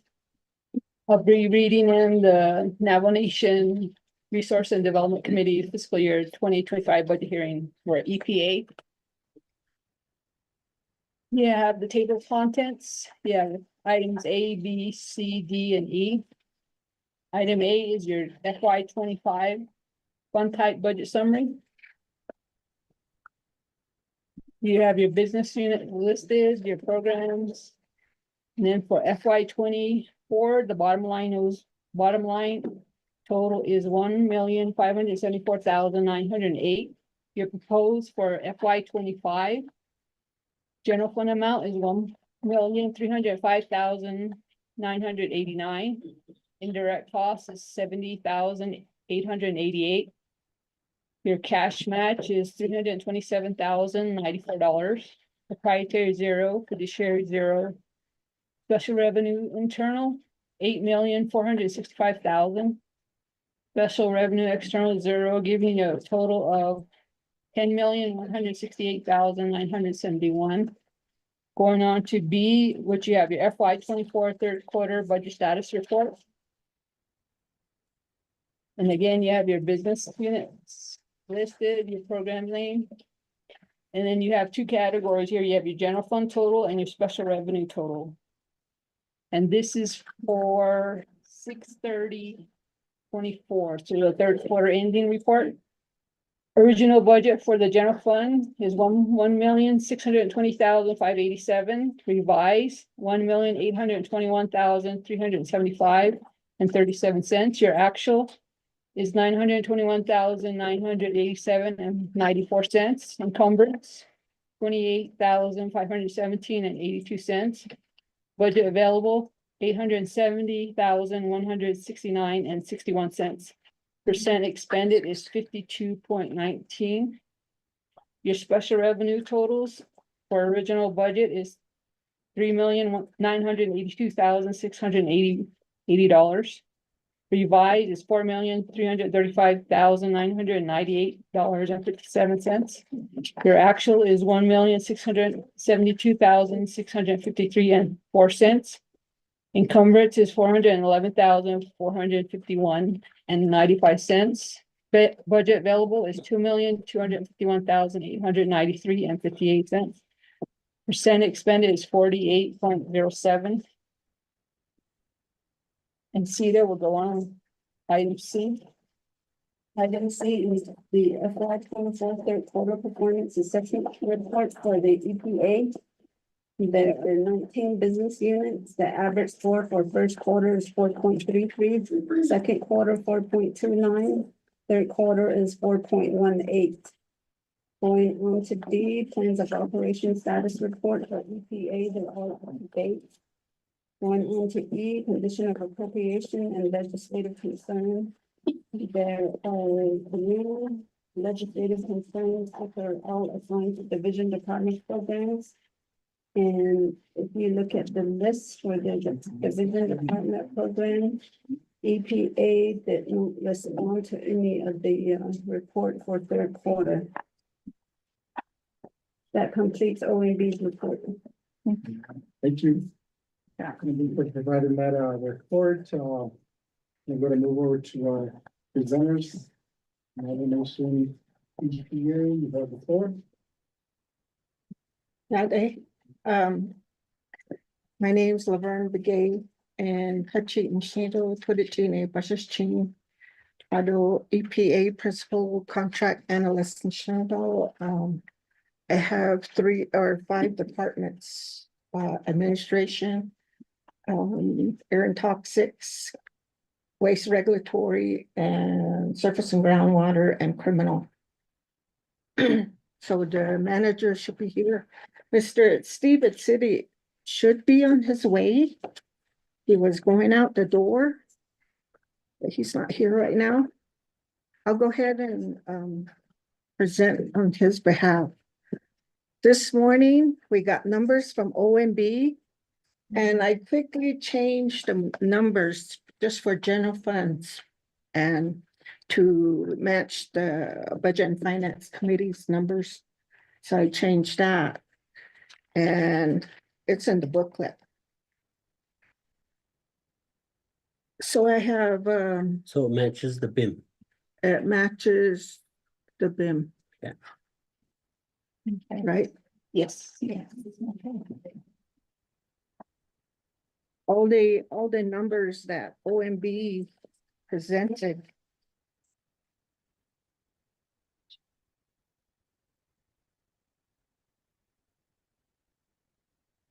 We'll go over it. Under the proposed general fund budget, we have a total of 1,305,989. Indirect, 70,888. And no personnel lapse. GWA. Then we have cash match of 319,747. There's a difference with OMB 327 and 94. That 18,000 for water quality, they don't need to match anymore. So that's taken off. And under the special revenue fund internal. Yeah. I have a question. I don't know if I've heard correctly, and I need a clarification as to, are you saying that the exhibits, certain exhibits in here with the legislation, the numbers are not correct? They're under the legislation, it's changes were made to revise BNF budgets, BNF numbers, amounts. So at the beginning or back in when we were presenting our budget, we did, well, actually we didn't present our budget to resources. We were the only division that didn't present. So our numbers have changed. We kept going back and forth from budget and finance amount and the president's. So just this morning, those changes were made again, back to budget and finance. So, Mr. Chair, thank you, and Vice Chair, members of the Resource Development Committee, thank you. The numbers are ready into record with what we're going with the budget finance, planning based on that as approved. So the OB right there into record, ready into record. So to me, I think we'll use those numbers because those are the numbers that are utilized by on the plan based on approval budget plan. So now how do we, I think before we go to budget and finance, they need to use those numbers that's ready into record and the plan based on approval budget finance. We sit here trying to change everything, it's gonna take a long time and something that needs to be done. The number has been ready to record.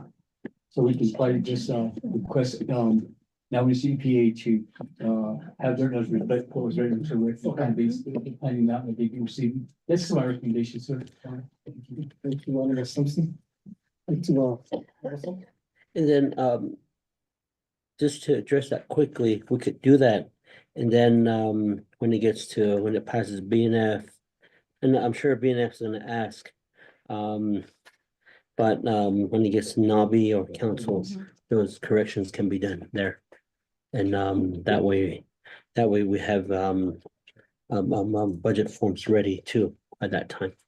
I think that the corrections are done, it's just that the resolution is Yeah, different. So Yeah. what they're saying, leave it as is, let it get through till we get to council and, or not NABI. Okay. Do the amendment then. Thank you. I think, I just want to clarify though, that the resolution itself, that follows the BIM. So whatever adjustments the program has done, that's to your supplemental material. That's not to the actual resolution. Because as delegates, you all amend the resolution itself. So if you go back to Mariana, I know Mariana has the budget resolution and that complies with the BIM amount. So if there's differences in the budget that they're presenting that is different from that resolution itself, that's the variation. So, but if they're proposing, maybe they're not maybe they decrease their personnel. I don't know. I don't have that material in front of me, but maybe they can explain the changes they've made. And if that's what it is, but it sounds like they're trying to comply with the BIM. I just don't know. But I think Mariana has a concern though, if it's not compliant with the resolution as dropped, that would require an amendment. So I don't know if there's any. Chair Parrish. Thanks for your comments. Any other questions? In this presentation? Yeah. We're going to give a call back over to our presenters. It's like. On the resolution, you do have that number. And then, like you said, that would change. I was wondering if the program has their numbers so I can compare with at least the bottom line. Nothing has been passed out to the committee and to myself. Other than this, it's right there. Okay. Interest. And I'll go ahead and look at the difference. Yeah, there is a difference. Bottom line. Yeah.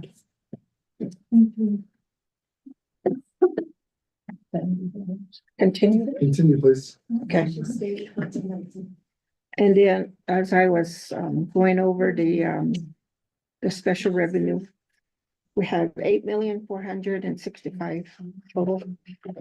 And then under the special revenue fund external, we have 13,588,639, giving us a total of 23,750,263.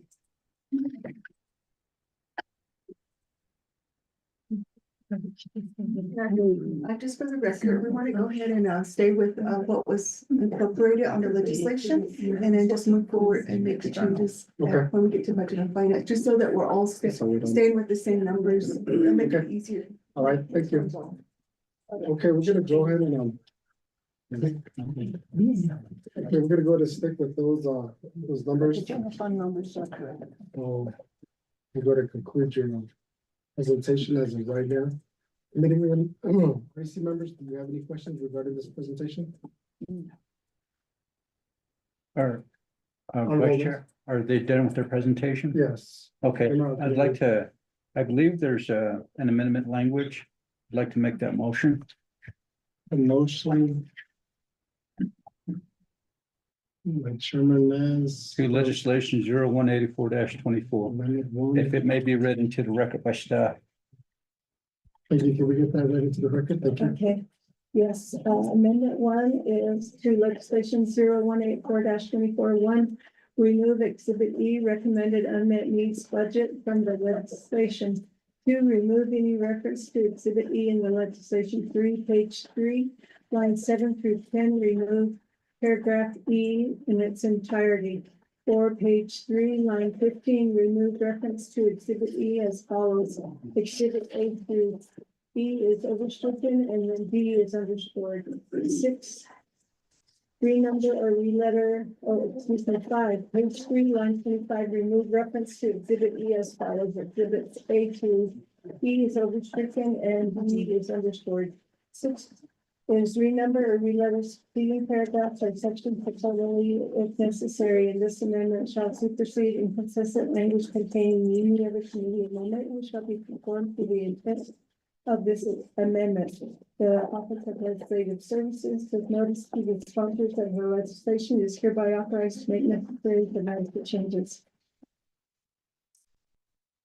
Thank you, Peggy, for reading that into the record for amendment number 1. Colleagues, can I get a second? Second. A second by Honorable Law. Any questions regarding this amendment? There is no questions regarding this amendment. Let's go to vote. Yes, Vice Chair, we'll call a vote on amendment number 1. Honorable Shauna and Paul, how do you vote? Green. Thank you, Honorable Shauna and Paul votes green. Honorable Danny Simpson, how do you vote? Green. Thank you, Honorable Danny Simpson votes green. Honorable Otto So, how do you vote? Green. Thank you. So votes green. Honorable Quinez, how do you vote? Delegate Ricknez votes green. Thank you, Honorable Quinez votes green. Vice Chair, we have 4 members voting in the affirmative, 0 opposing, 1 member excused. Vice Chair not voting. Vice Chair. Thank you, Ramona. Motion carries. At this time, we're gonna go back up to the main motion. We do have a motion by Honorable Claude and second by Honorable. So, any questions regarding this legislation at this time?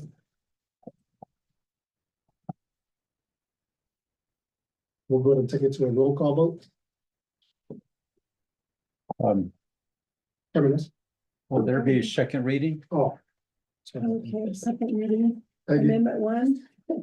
One, remove exhibit E recommended unmet needs budget from the legislation. Two, remove any reference to exhibit E in the legislation. Three, page 3, line 7 through 10.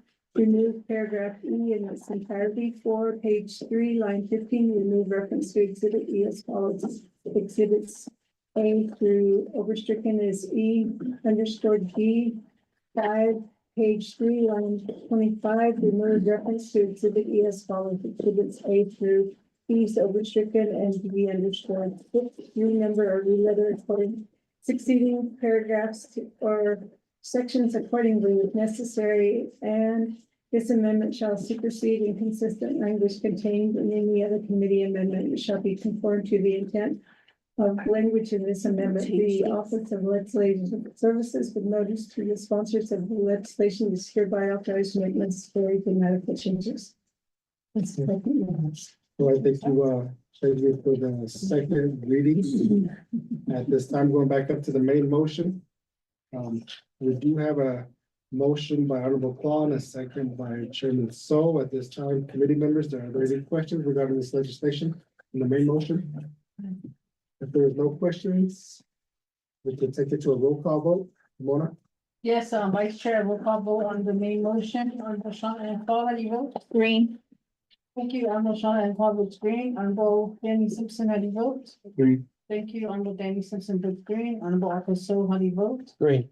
Thank you, Honorable Arthur So votes green, Honorable Ricky Nez, how do you vote? Delegate Rickman, vote green. Thank you, Honorable Ricky Nez votes green, Vice Chair, we have 4 members voting in the affirmative, 0 opposing, Vice Chair not voting, and 1 member excused, Vice Chair. Thank you, Ramona. Motion carries on legislation 0184-24. I'd like to thank our presenters, Navajo Nation EPA, as well as OMB for providing that report. You're excused. Okay, moving on to letter F. Scheduling regular meeting of January 20th is a holiday, rescheduling to talk to chapter January 24th at 10 a.m. Motion. Got a motion by Chairman S. Got a second? Second. A second by Honorable Claude. Any questions regarding this? There is none. Let's take it to a vote. Yes, Vice Chair will call vote on the rescheduling the meeting on January 20th. To January 24th at 10 a.m. Honorable Sean and Paul, how do you vote? Green. Thank you, Honorable Sean and Paul votes green, Honorable. Okay, thank you, Honorable Dan Simpson votes green, Honorable Arthur So, how do you vote? Green. Thank you. Arthur So votes green, Honorable how do you vote? Delegate Rickman, vote green. Thank you, Honorable Ricky Nez votes green. Vice Chair, we have 4 members voting in the affirmative, 0 opposing. 1 member excused, Vice Chair not voting, Vice Chair. Thank you. Motion carries on regular meeting of January 20th. Rescheduling to January 24th at 10 a.m. Moving on to number 7. All business, there is none. Moving on to number 8, close of session. Written announcements. Honorable Simpson. Thank you, Vice Chair members, received this information. I believe you received a proposed agenda for the company's budget for budget and finance, and they gave a schedule. And I believe RDC, the division that we oversee, it was 6 or 7 that was in today. That will be going, the budgets will be going before budget and finance on Thursday. So I know we have a meeting in Phoenix, and I think we all agree, not agree, but we already said we'll be going to meet with EPS. So, but we're scheduled to go before budget and finance on Thursday. I'm not sure how we're going to adjust that. Chairperson. Thank you. I appreciate being recognized here for the Research and Development Committee. Thank you, members of the committee, for your work today. I'm just here kind of schedule off that schedule. So the reason why I keep on going back and forth between the Office of Management and Budget is because the schedule, the committee, so we're finalizing that agenda that you probably have a copy of. But essentially, we have an open agenda from January 14th to January 24th. So that includes 3 days next week that you could also consider having the budgets before the final stop at BNF. So this week, I can let the committee know that just based on forum, and I know a lot of you are traveling for your state or government to government meetings with the various states. But from what I can see, that there is availability,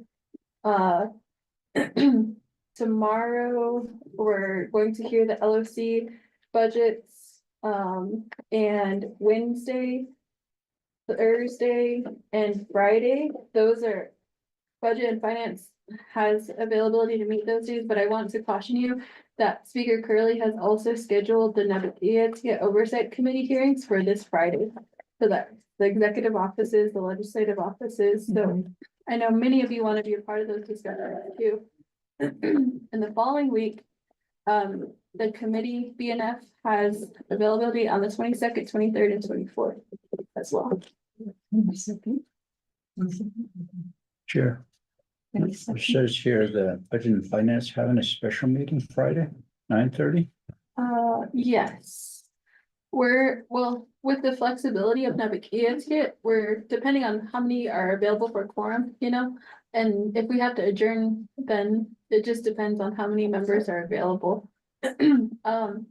So with that, if research and development, I know there's multiple sponsors on those, but if you all have a recommendation now, but also consideration with the division schedules, I don't know if you all would want to consider that, or if you as the sponsor just want to come before the committee and say, all right, we're gonna go before this day, that's up to you.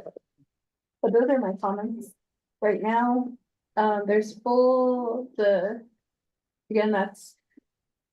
we have an open schedule on this Wednesday, Thursday, half day Friday, and then next week we'll resume Wednesday, Thursday, and Friday again. Does that conclude? Should there be no Nabi next week? There might be, I don't know. So if you have Thursday.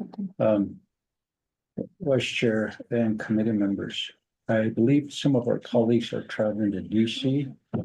Therefore, if we could just get a 2 committee member rule on Friday. I don't know who's gonna be there.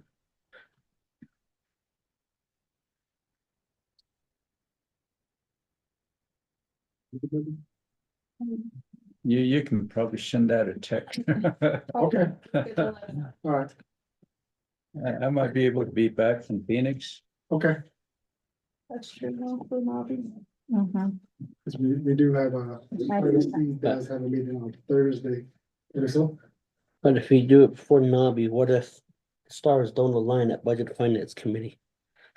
And they start asking questions. But that's for the Nabi oversight, right? Or That's just the, for the branches under executive branch, I mean, Okay. legislative. okay, The speaker wants to do the Nabi oversight on Friday. Yeah. okay, I'll come back. Well, Chair, I think Wednesday, I know our Eastern Commission will probably be a couple hours, starting at 9, and be done by 10:30. I can present, budget finance Friday for, Phoenix. Okay, I can present Wednesday. okay, I'll let our advisor know. Yeah, I can go, I will see, let's get that out of the way. And you got the, job. What time should you do? 9, it should be done by 9, 10:30, 11.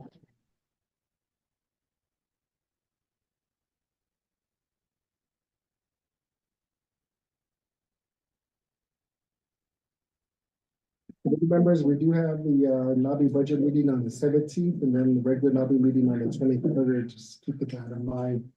So. And then we do have Honorable Simpson related to Wednesday, this coming Wednesdays to be a budget of finance. Okay. On behalf of sponsor for the legislations, right? Okay. Anything else? Good. Motion to adjourn. Motion to adjourn. Second. Chairman Miller and Chairman Simpson. Any questions? Let's go to vote. Laura? Yes, Vice Chair, vote on the adjournment, Honorable Sean Paul, how do you vote? Green. Thank you, Honorable Sean Paul votes green. Honorable Danny Simpson, how do you vote? Green. Thank you, Honorable Danny Simpson votes green. Honorable Officer, how do you vote? Green. Thank you, Honorable Officer votes green. Honorable Richard Nez, how do you vote? Elder Rickman votes green. Yes, thank you, Honorable Richard Nez votes green. Vice Chair, we have 4 members voting in the affirmative, 0 opposing, Vice Chair voting, 1 member excused, Vice Chair. Motion carries to adjourn at 3:32 p.m. Next meeting will be January 24th. 24th. Okay. Vice Chair, who will make the second? I'm sorry. The second is,